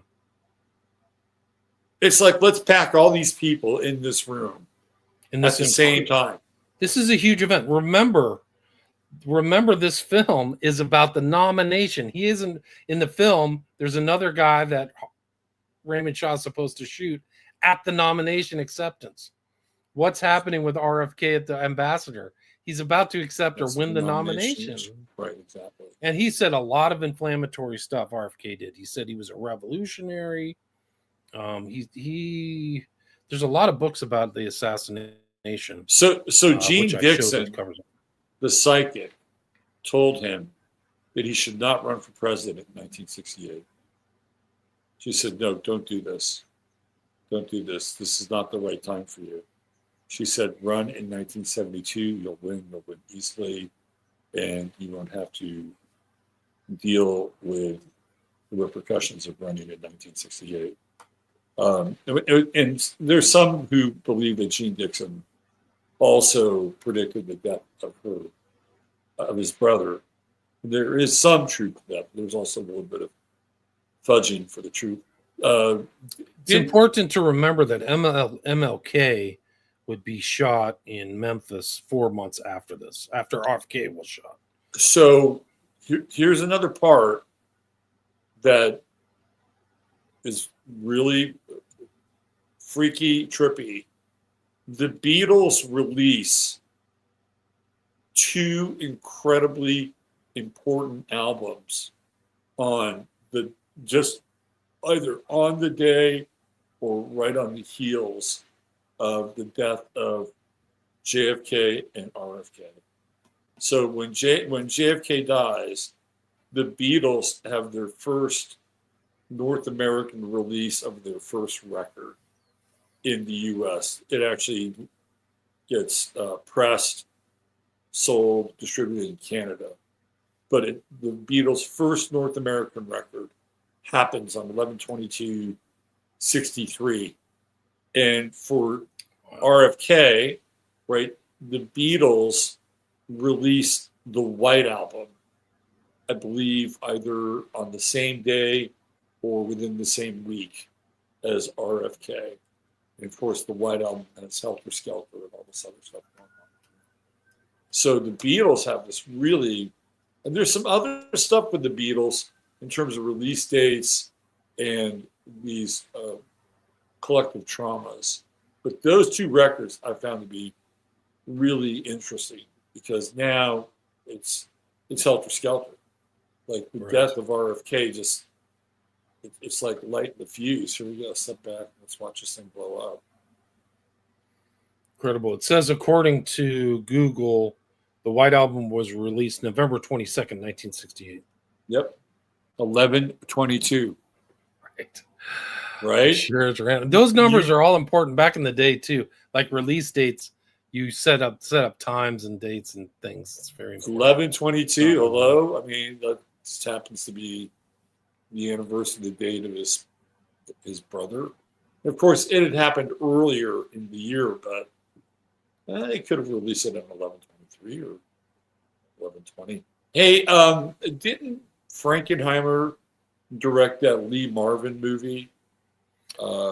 Which one? The one that everybody loves, but I think is a little overrated. Where he's going after his money. Shit. Let me see. Iceman Cometh? No, it's a John Frankenheimer directed Lee Marvin in the 1973 film adaptation of Eugene O'Neill's play The Iceman Cometh. Maybe that's so. Maybe I'm thinking of a different director. So the name of the movie is, let's see.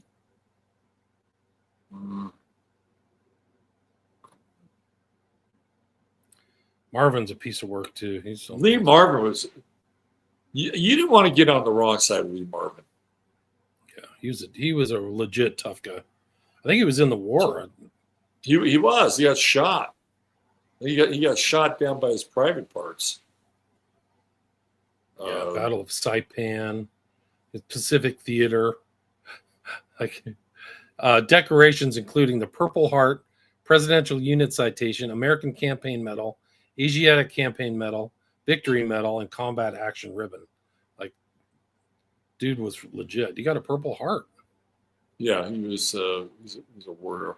The movie is Point Blank is the movie. Interesting. And John Borman, it's a different John. John Borman directs Lee Marvin in Point Blank. And that's a trippy movie. I'll have to take a look at that. Yeah, Marvin's something else. Yeah. So, all right. Let's watch the rest of this video because I think it's interesting because Sinatra at one point will say, yes, Jack Kennedy wanted to know every detail about the film. So let's watch it. Faith in us. I remember that, yes. It was You hear really the a audio? wonderful, wonderful, wonderful experience. And if you let me do what I was able to do, you let George do what he was able to do, there was none of this. And finally you called and said, I'd like to see some pages. Let me bring it out and bring it back out again. Can you hear me? Yeah. Okay, because I can't hear you. Let me see. Sometimes this does this. I know. Zoom gets weird on the audio sometimes. Okay, can you hear me now? I could hear you and the hot rod that just went down the road.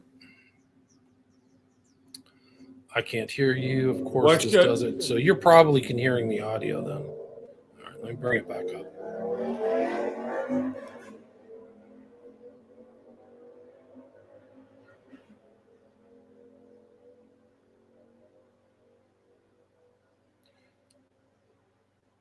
See if you can. It might be interesting to talk about a movie. Thank you very much. No, but that's true. When you did something that most people just don't do, and which is that you committed to this on faith in us. I remember that, yes. It was really a wonderful, wonderful, wonderful experience. And you let me do what I was able to do. You let George do what he was able to do. There was none of this constant interference that you read about today. It's so simple to explain. We three people believed what we were doing. We wouldn't have been together if we hadn't believed it. And I think that really was the answer to how it came about. It's not the fact that I let you do what you wanted to do. Not at all. From my point of view, I remember two things that you contributed that were extraordinary because you didn't really know you were contributing. I was working on the script in New York, but this time you were in California, and a certain amount of time had elapsed. And and you were very, very patient. You hadn't seen the script yet. And finally you called and said, I'd like to see some pages. And it's been quite a while. I don't mean 20 pages. I mean, I would like to see a few more pages than 20 pages. As it happened, you were absolutely psychic. I had 20 pages. So I ended up absolute panic. I finally got my stuff together. I had all the stuff laying. I had never put it together. I was frightened. Yeah. Over the weekend, I got you 80 pages and sent it. I would never have pushed the thing over and got the first 80 had you not suddenly given it a little push. And the second thing I recall was, you remember the monster time we had shooting? You remember Johnny shooting 6 or 7 days shooting the dream sequence? Oh, yeah. You remember? Oh, yes, what a of nightmare course. shooting that thing Yeah. was. We had to shoot it through every different angle. That's correct. There was every different combination. And Frank finished in the picture, if you recall, and he was going to leave. So we just said, let's cut it together, just make a quick rough cut for Frank. And we did that afternoon. Showed us, and we never changed it. No, we never did. Yeah, I was earlier this afternoon. I was remembering and discussing your marvelous invention, changing the ladies of the Garden of New Jersey into the communist Chinese and Russians, and that knocked me out. Marvelous outlet for his aggressions. May I have the bayonet, please? Not with the knife, with the hands. With the hands? Here, have him use this. The United Artists said we're scared to make this thing because it is so, they said, so anti-Russian, which it wasn't. And it wasn't, of course, but they said, and if President Kennedy, a year from now when this picture is released, if Kennedy is just about to have some sort of a rapport with the Russians, it's going to embarrass them. And you said, I was just came down from Hyannisport, and I saw the president, and the president said, what are you going to do next? And I said, the Manchurian Candidate. And he said, great, who's going to play the mother? Well, that sort of ended that argument, if you remember. He was really interested, though, in the facts of the project itself. The fact that people have read all kinds See, there you go. He was interested in the facts of the project. That's proof Sinatra was at Hyannisport and the Manchurian Candidate, and that Kennedy knew, like, who's going to be the main character. Connotations into this thing is funny because we set out to do Dick Condon's book. That's what we did. Right. We did all sorts of strange things, but we did them so automatically. I mean, it's rather strange that Angela Lansbury was 1 year older than Larry Harvey and played his mother. And nobody questioned it for a second. She was superb. She was just wonderful. Absolutely marvelous in the picture. And she was sinister. She really gosh, was. Terrifying. She was a heavy. But now we have come almost to the end. One last step. And then when I take power, they will be pulled down and ground into dirt for what they did to you. And what they did in so contemptuously underestimating me. In the book, there's quite a big thing about the incestuous relationship between the mother and son. But somehow, the way she played it at the very end, she implied it very subtly and very effectively, I thought. She kissed him straight on the lips, and then she put a period to the whole idea, whether is she or isn't she, is the whole point. And Frank, I think another thing, too, that might be interesting to talk about, which is the fact that in those days, when we made that picture, we weren't able to do all the graphic violence that they do today. I think it made it a better movie. And we had the first karate fight that anybody ever had in the picture. That's the first one. First one, yeah. With Henry Silva. The sequence where I walked up to the door looking for Larry, and Henry Silva opened the door. There was a moment where he knocked me down, and I said to him, kick at my face with your left foot. The scene started, and he came at me, and he kicked with the other foot. I want to tell you something. I never moved so fast in my whole life. I just shoved everything over to one side like that, and he caught it in the fist. I broke my finger in that thing. You see that? War wound. Is that your wound from the Manchurian Candidate? Yeah, that's my war wound. When I went for his head and hit the table, and broke the table. Right. It was a solid table, and they cut into it. And there was a movement where I hit him, and he fell against the table. When the rehearsal, I said, that's the right position. Either he didn't hear well, or he didn't know left or right. It's a good thing it was rehearsal. But he moved into the area where I was going to bring my hand down. When we talked, and either one of you said, what role would you like to play? And I said, I'd like to play the Marco, the guy in the service, the soldier. Because I knew that the slightly tougher role was the role that I wanted to play. I wouldn't have known how to play the thing that Larry did. Well, as it turns out, it was sure the right choice. Right choice. That symbol was a grabber, the Queen of Diamonds. Absolutely. And he played off it so well. When he said, how about a little solitaire? Well, his eyes kind of got almost crossed, you know? Why don't you pass the time by playing a little solitaire? Larry was a fine actor. He was a marvelous actor. Wonderful. Yes, he was. Good actor. He left us too soon, I must say. I go back and think about things we did, little moments that we did. And I remember the wonderful enthusiasm on the part of everybody involved in the film. And I mean it sincerely. I'm talking about grips, the assistant cameraman, the cameraman. Everybody was excited about doing the picture, which made, I think, was 30 to 40% of the enthusiasm came from those people, and it helped. It really did help. It was a wonderful, wonderful experience of mine. Interesting. It's just an interesting element of all this stuff. Like, the background and them talking about it, and after everything that happened with Frankenheimer. By the way, that's the fiction. By the way, that is that. I'm gonna pop out and come back. Yeah, pop out and come back. So there you go. There's the breakdown of the Manchurian Candidate. Amazing movie, incredible movie. We'll get William back on here, and we'll talk about a few more things that are related and begin to wrap this thing up. Why don't we do this? Let's see. Yeah. All right. If you guys have any questions, pardon me. If you have any questions for William, you can put them in the chat, and we'll be happy to go through some of those and read them, and I'm sure William would be happy to answer them. Sinatra's speaking voice is so raw compared to his singing. Well, he doesn't live a whole lot longer after that interview, and you could tell that his testosterone is going because his voice is starting to get really hot. We're talking about Sinatra. Well, welcome back, William. Can you hear me okay? Yeah, I hear you now. Whenever I switch between kind of mediums, sometimes it drops off. There's something I was going to bring up here. Oh, this is just movie nerd shit, but the first movie to have a martial arts scene in it is not The Manchurian Candidate. It's a movie called Bad Day at Black Rock with Spencer Tracy. And Spencer Tracy is an old guy with one arm who happens to know martial arts. And there's a scene where Spencer Tracy actually has to fight. So I hate to correct the cinematic masters, but he's taking credit for it. That's the way it is. This was really the fiction, Robert. I mean, we could do a part 2 with the fact, and I'll show the overlap between the assassination, the handlers, the triggers, the fuzzy elements of some of these things, all the way up to today.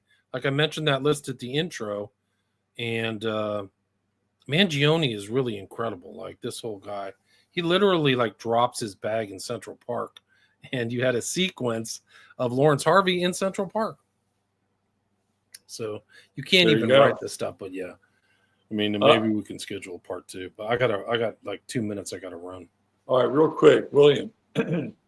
Sharon asks, would you say Obama was a, Manchurian candidate? Now, that's an interesting question because it could mean a couple different things. It could be kind of complex. Can you answer this on the way out? I think there's something about these guys. They're set up, but not set up for like assassinations. But I think Bill Clinton and Obama are similar in that regard. Yeah, I think there's something strange about them. Yeah. Okay. Hey, William, thank you so much for showing up today. Thanks, man. Great to talk with you. I really appreciate it. Yeah, thanks for having me. We'll do a breakdown of some of these more modern Manchus in the next. And it'll all be factual. So all these things, how strange they are, how they get handled. Now, this one you had handling that goes at personal, but some of these people are handled online now, which is really disturbing. Oh, yeah, absolutely. Yeah. All right, Robert, William, take care of yourself, brother. Have a great weekend. All the best. All right.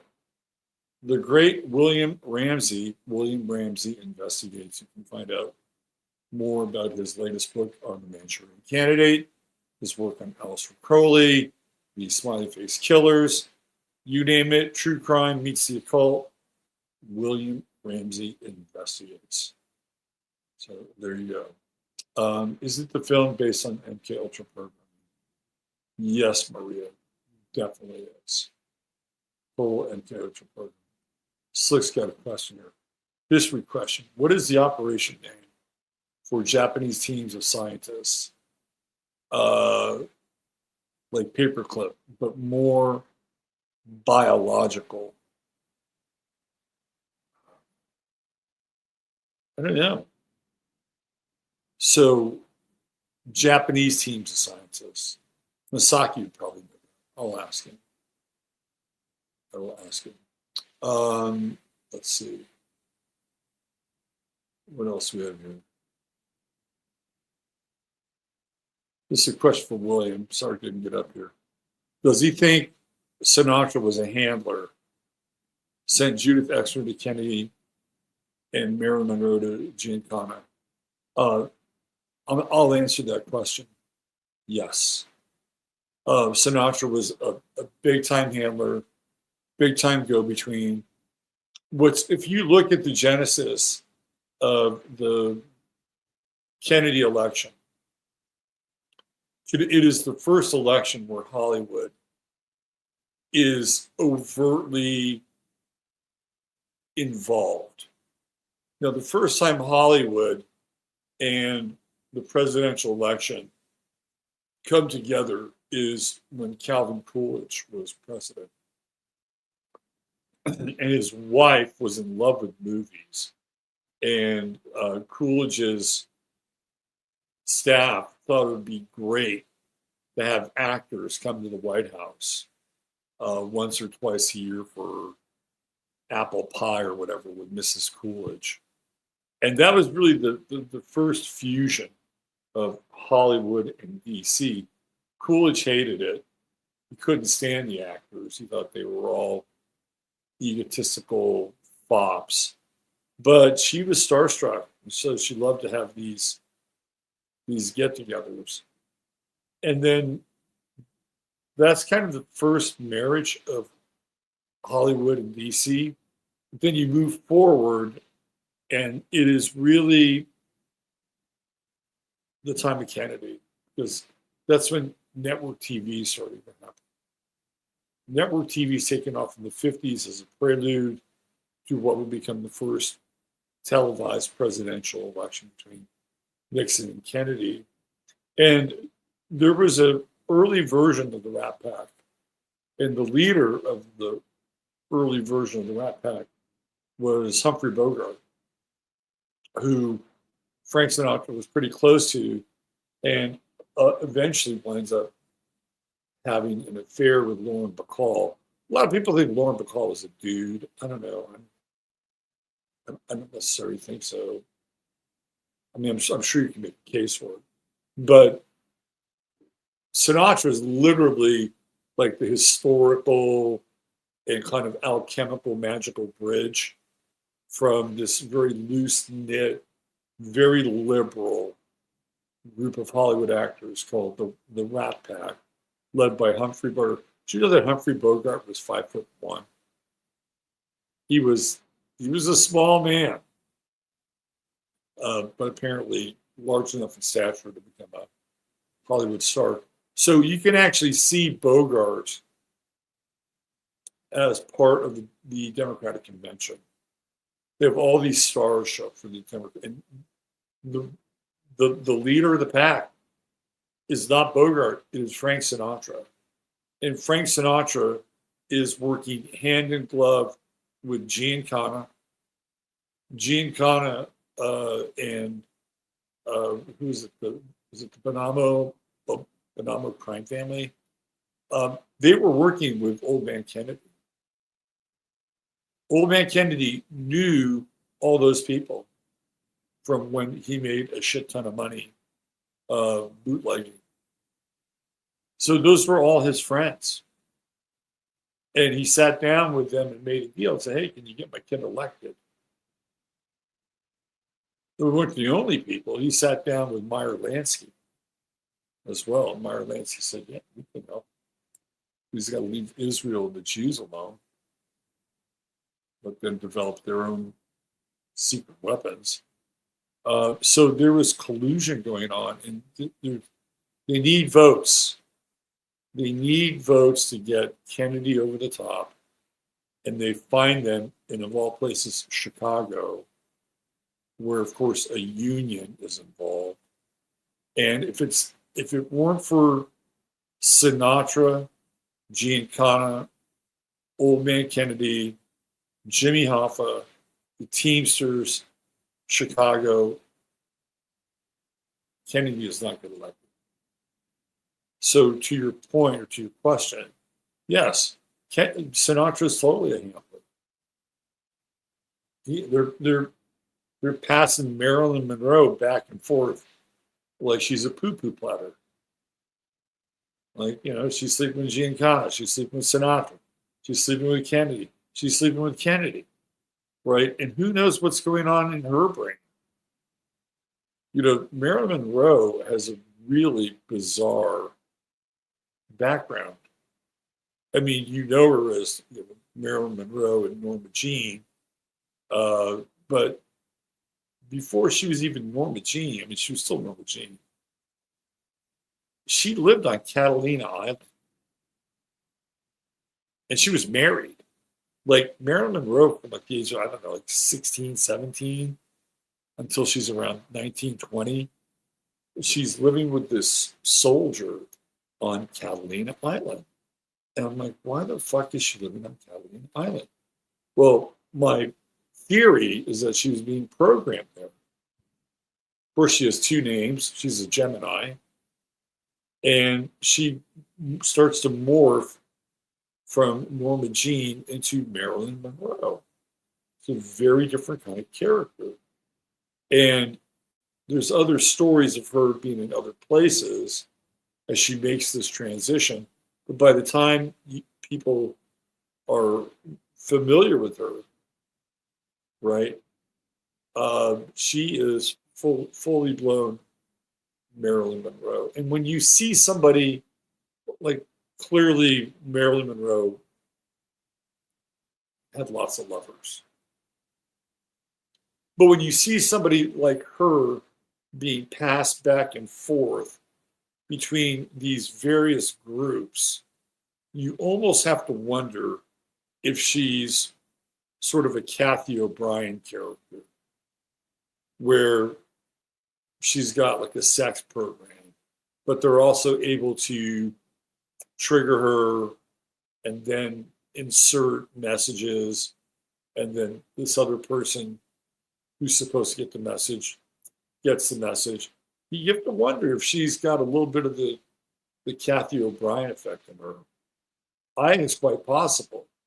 And people like Frank Sinatra, they would know the codes. They would know the access codes as to how to disconnect one part of Maryland and connect another one. So now I feel like Sinatra, this is just my own personal opinion, I think he's one of the most evil men of the 20th century. Like, in a lot of ways, he's as evil as Joseph Stalin, who went on a slaughter and rampage tour because he's the absolute best dictator and tyrant to ever live. He had the methodology down to a T. But Frank Sinatra is pretty evil. And I've talked about this before. My issue with Sinatra is the promotion of Las Vegas and the promotion of, look, I'm not a big sin person. If you want to go out and lose a shit ton of money or whatever, that's your choice. You do what you want, right? But it felt very conscious. It's like we're gonna move Sinatra and Martin and Sammy Davis and Joey Bishop, and Peter Lawford. We're gonna put them right here in Las Vegas, and we're gonna make it cool. We're gonna make it cool for people to go to Las Vegas, have a fun time, pretend they're a swinger, dress up like Sinatra, play the Rat Pack role. And what is Las Vegas? It's total Sin City. You know, it's like people have, great sensorial times in Las Vegas. But there's also a lot of human wreckage and carnage that's come out of that place. And Sinatra is the promoter. He's like the unofficial mayor. And it's not just Vegas, but it's a type of consciousness in a lot of ways, right? It gets Americans to relax. And I'm not saying that Americans have to be white and uptight, but it gets them to kind of relax and put their guard down and, live the good life, baby. I mean, that comes through Sinatra as well. And it softens us in a lot of ways. So for those reasons alone, I think Sinatra's kind of evil. But then there's like the mob stuff, which is very, very dark, like incredibly dark, that Sinatra's connected into. So, and even the name, like, and I know that there's misogyny, but Frank, to be frank, right? To have no filter, to be frank, to be open, and then Sinatra,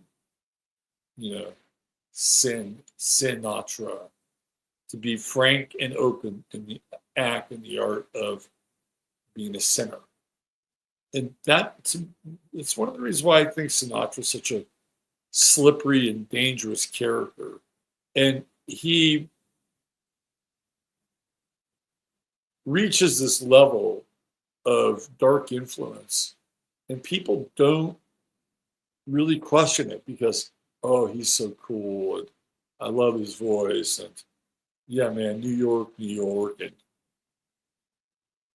it's almost like he's beyond reproach. But I don't think he is. I think this is one of the darker cultural architects of the 20th century. And if he hadn't gotten involved with Kennedy in that election, Richard Nixon wins. He wins. They don't get the votes. Chicago doesn't have the votes. And then what happens? What kind of world are we living in without Kennedy as president? And it feels, let's just go back in time here, right? It feels like the Kennedy thing, whatever you believe, whether he's dead or not dead, it's a ritual. It feels like a curse. Like America is here before Kennedy gets killed. And then after he gets killed, it starts to go like this. Right? We just start going into this fucking nosedive. Had he not been elected, had Frank Sinatra not inserted himself into the process, we're living in a very different timeline. Very different timeline. So that's like metaphysical evil. That's not just, hey, we're going to promote this destination where you can come here, you can lose a bunch of money, you probably lose your marriage if you go down temptation lane. We're just going to create this place for you, and we're going to have Frank Sinatra, be the unofficial emperor of Las Vegas, and we're going to create this lifestyle. We're going to create this slightly reprobate lifestyle. So there's that, but then there's the big picture. He helps Kennedy win. And then as a result, we get Lyndon Johnson, the War on Poverty, the Great Society, the MK Ultra 60s. Thank you very fucking much, Frank Sinatra. And he's also involved with Mia Farrow. What's Mia Farrow's big breakthrough movie? Not long after that, Rosemary's Fucking Baby, where she gives birth to the devil. That was Frank Sinatra's wife, Mia Farrow. Right? Like it's weird. The whole thing is like tangled up and weird. So anyway, just a few sort of pieces to tie onto that. Before we get out of here, which we will in about 10 minutes, I did want to talk a little bit about this assassination in Minnesota, the school shooting, whatever you want to call it. And I used to really sink my teeth into these things because I love untangling the knots. And this is when not a lot of people were doing it. But now something happens and everybody's decoding, and it looks like, we're back in a decode cycle, and it just feels burdensome and tiring, and here we go again. Like I'd really like to have something different and better to talk about. But because it has happened, and there are so many pieces to it that I think have to be addressed, I will spend a little bit of time talking about it. So one of the things that popped into my brain is we're not that far afield from the Lawrence Harvey character as a Manchurian Candidate, and these young men who might, in their own way, be very Manchurian Candidate-like, basically raised to kill, right? So I began to think about, who are they? Like who is Robin Westman? Right? Who was the Crucius kid who went down to Walmart in El Paso to go kill immigrants when living in Allen, Texas? Well, trust me, he can turn around and bump into a Mexican market. Why did he drive all the way across the state to go shoot Mexicans at a Walmart in El Paso, where the security systems and cameras looked like they hadn't been updated since 1980? That's a whole different discussion. But you begin to look into the parents of these children. And the question I had in this most recent Robin Westman thing is that, are these children even the biological offspring of the parents? And I'm getting no. Right? I'm getting no. I'm getting that these trans killers, or whatever you want to label them, right? They're definitely on the spectrum, but I don't think they are biological children in the sense that it came from a mother's womb, or at least not that mother. But they get placed in homes when they're babies. And it's either through something like adoption, which is legal, or it is more covert. Two people are working together as a team, and that this is their project. And their project was Robin Westman, right? And when you get into some of these characters, you have to, like, some people are just not meant to be parents. Period, end of story. But there are other people who the parents aren't what they appear to be. And they can treat their children in a way that, well, they can treat their non-biological children in a way that other parents wouldn't be able to. So they can put them through any number of Skinner box kinds of activities. It all may be like cutting edge psychoneural programming. It could be blended in with some kind of SRA cult, right? Like, there's all kinds of variations of what can happen. But my feeling is these kids aren't biological in the sense that their parents have this deep and loving bond with them, right? So at that point, they're just an experiment. And that's what this feels like. That's what this Robin Westman feels like. And then we get into some other really, really weird territory. Like what went on? Let's say Robin. This is all speculation, but I just have to bring it up. Robin Westman, of course, being the so-called shooter at this event, which we'll get into a little bit more. Let's say, as a child, they are not the biospawn, the parents. They come from some other place. They come from a laboratory. What are they doing in the laboratory? Right. We know that they have CRISPR technology. They've had CRISPR technology for a couple of decades now.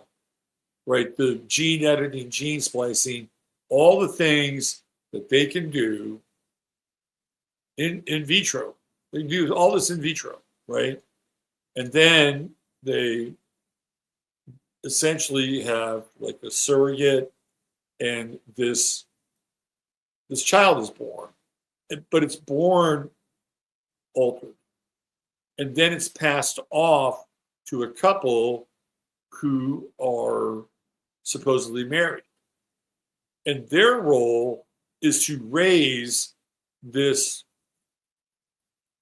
laboratory baby as their own child, but employing certain techniques in order to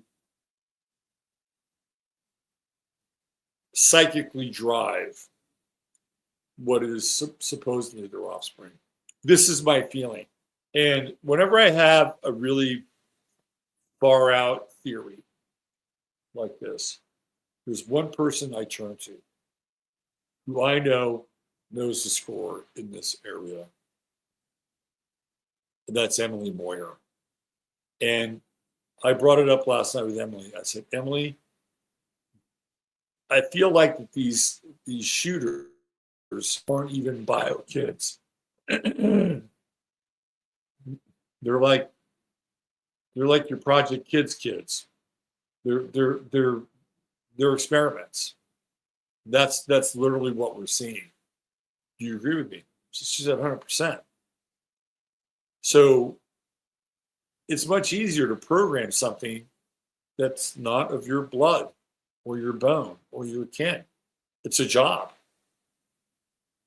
And you would think that there would be some kind of natural bonding mechanism with so-called parents, but that doesn't always. Some people are immune to that. His father worked for this company, ESRI, ESRI. It's a government hang. Mother's a therapist. By the way, the mother's hired a criminal law attorney to represent her. That just happened recently. So you have these unusual beings showing up who are probably more than likely being trained, programmed, triggered, you name it, by their scientific parents. It's like this Patrick Crusius guy. He was the one that went down to the Walmart in El Paso to go shoot up some migrants. By the way, a lot of this shit happens when Trump is president. Have you noticed that? Like, if you go back and you look 2016 to 2020, it's like a fucking shooting gallery. You know, you've got, Parkland, Marjorie Stoneman School. You got Las Vegas, or Route 66 or Route 70 or whatever, the Route 10. That whole thing. Jason Aldean. That's all on Trump's watch. Then you have the shootout at the country nightclub, and there was people from the Jason Aldean show at that same club months later. You've got the Pulse nightclub. I mean, it was like a fucking shooting gallery under Trump. And I don't think we had the same. There were some things happening with Biden, don't get me wrong. But it wasn't like, oh, yeah, here we go. It's another shooter. Right, so this Patrick Crusius goes to Walmart. Anyway, one of the people that he shoots at this Walmart, his father is Patrick Crusius. His father is a therapist. And his father had actually had one of the guys he shot as a patient who is recovering from being shot before and dealing with PTSD. You can't make this shit up. One of the guys that Patrick Crucius shot, this is weird. Really, really, really weird. So now you have another therapist father involved in this whole thing. And then David Hogg. David Hogg's father worked for the FBI for years. And then when they moved to Florida, he worked for some kind of Israeli cyber defense event simulation intelligence group. Oh, you mean like Parkland? Yeah, like Park. It's you go down this stuff and you'll find the weirdest connections. It's very hard to find some of this stuff now because the internet's being scrubbed. But I believe her name is Emma Gonzalez, who is David Hogg's niece. And she's the one that's got the shaved head, right? They're the two that are very vocal at Parkland. Emma Gonzalez, her mother is the sister of David Hogg's mother. And when you get into her story, right, this would also include, by the way, David Hogg's mother, they share the same father. He's a general. He's a general in the United States Army. And they're from Virginia. And then you start to see these weird kind of mesh points between the government, the military, the intel agencies, some spooky foreign governments, right? They all sort of kind of mesh together in certain places. So, but this new group now is very unusual, right? Like if you look at the shooter from Uvalde, looking very transy, right? Like looking very hardcore Latino transy.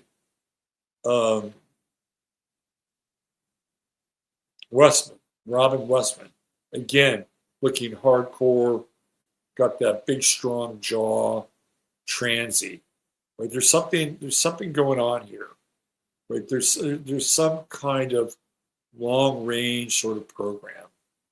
And what happens is that they get into these Discord groups because they're playing games. And they get into these Discord groups where they're handled at another level by a third handler, right? So it would be interesting, Robin Westman's internet imprint is completely wiped. But it would be very interesting to see which video game platforms he went to, visited.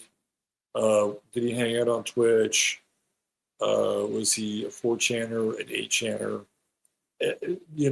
All that stuff's available, but not anymore. They're scrubbing away. But something is happening. It's like they're breeding almost a kind of a different species in some ways, right? And it feels very coordinated. Like even with what's his name, Uvalde. His parents aren't therapists, but he has seen a therapist. And he's involved in something similar to these other kids. It's a type of dream therapy. Anyway, there's something going on here. And I don't know entirely what happened. I'm not going to sit here and tell you that people died or didn't die or was fake, right? But it doesn't feel real, let's put it that way. Because you've got some of these kids who, as eyewitnesses, they don't sound too traumatized to me. And all I could think of was Robbie from Newtown. And where is he now? Well, somebody pinpointed him as like one of the parents in Minneapolis, an older version. I don't know if that's true or not. There's something's going on here, and it's almost like they're creating like this lab-grown army, and that have very different genetic signals. And instead of parents, they have handlers. And they're not in every case, but in a lot of these cases. And their goal is to create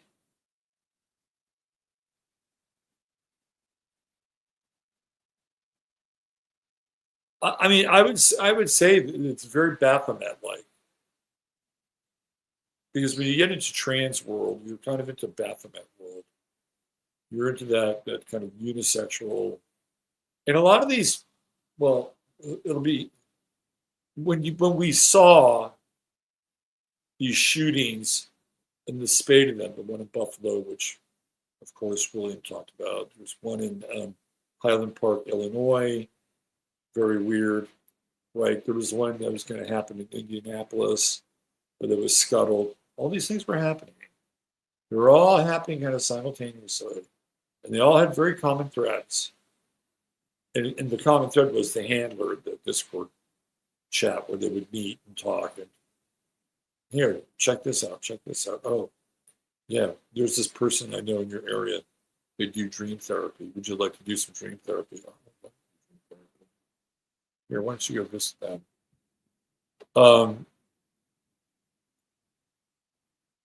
And it's a very odd sort of demographic, right?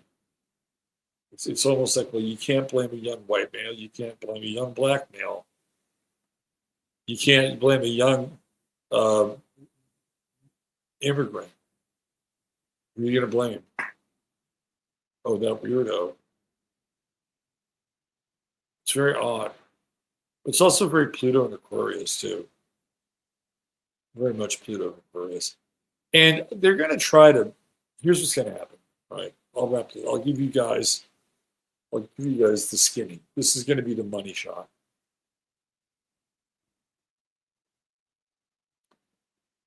There is a plan that they are putting into place right now, as we speak. Because as we know, evil never rests. This whole thing with the troops on the ground, I keep bringing it up. There's a reason why we're seeing this. Right? There's a reason why. They are essentially doing a slow boil so that you get used to seeing troops on the street. Okay? Why do they want you to get used to seeing troops on the street? Well, if there is chaos,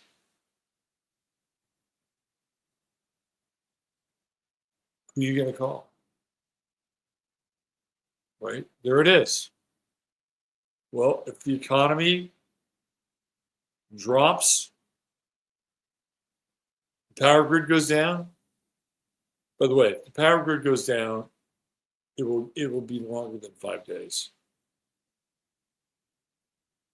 The 5th day is the day where people start to lose their shit. For the 7th day, power back on, but it won't be the same world. I'm getting a little ahead of myself. But what we're looking at here is the strategic dispersion of authority amidst a social and economic collapse, because there will be chaos. Number two, it's going to be very difficult, but they have to limit the amount of firearms that people continue to purchase moving forward, although we're not guaranteed. So when you see an event like this, and you have that pinhead Trey Gowdy come out and say, "Oh yeah, well, young white males shouldn't have firearms. We got to put that in the nip that in the bud. Trey Gowdy, and didn't Charlie Kirk come out and say something very similar? Aren't they all like singing the tune? Did they get the message?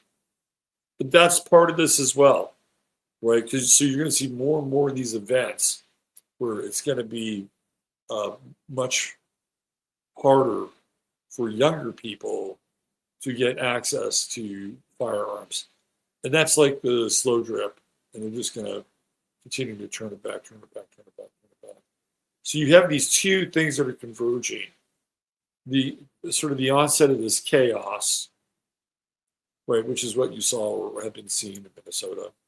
The onset of this chaos, who, how, why, none of it fits, none of it adds up. It's all weird.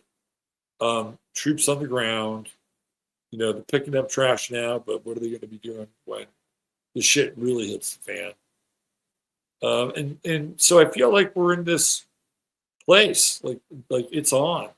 And so when you see an event like this thing in Minnesota, get ready, because there's going to be another and another and another and another and another. And they're going to happen really, really quickly, incredibly quickly. And they'll roll out some kind of surveillance tool, something, off the shelf Mossad product. What do they call it? There's some guy who's like Operation Gideon or some shit like that. I don't know. But that's where it's going. I'm telling you right now. And this new wave of chaos, these shooters, they're different. They're different. They are different. And they've been bred to be different. And they've been raised to be different. What a weird existence. Anyway, that's my take. If you're looking for my take on it, these shooters that are, this is a theme. There's the theme. What about Nashville? The Nashville shooter seemed very similar to the Minnesota shooter, who seemed very similar to the Uvalde shooter. They're all kind of the same type. How do you get the same type? You create it. Anyway, all right, that's it. Excuse me. I want to thank William Ramsey once again for being on the show. Always great having him on.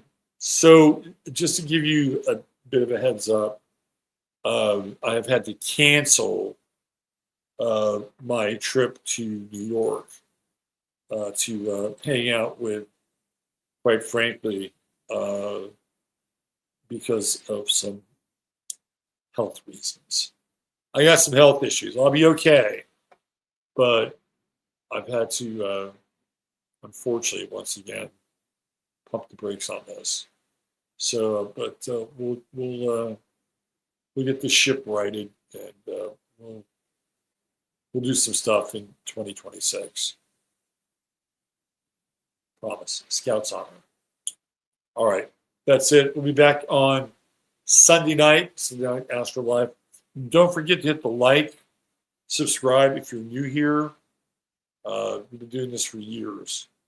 And every Friday we have really good conversations. Sunday night we have pure astrology, pretty much. And then Tuesday through Thursday, the astro weather. So if you like it, stick around. Chat's great. The mods are great. The water's warm. Jump on in. All right, have yourself a great weekend. And guess what? It's Memorial Day weekend, isn't it? Have yourself a great weekend. Treat each other well. And just be kind to one another. We need a little more of that in this world. All right, love you all. Take care. God bless you all. Bye for now.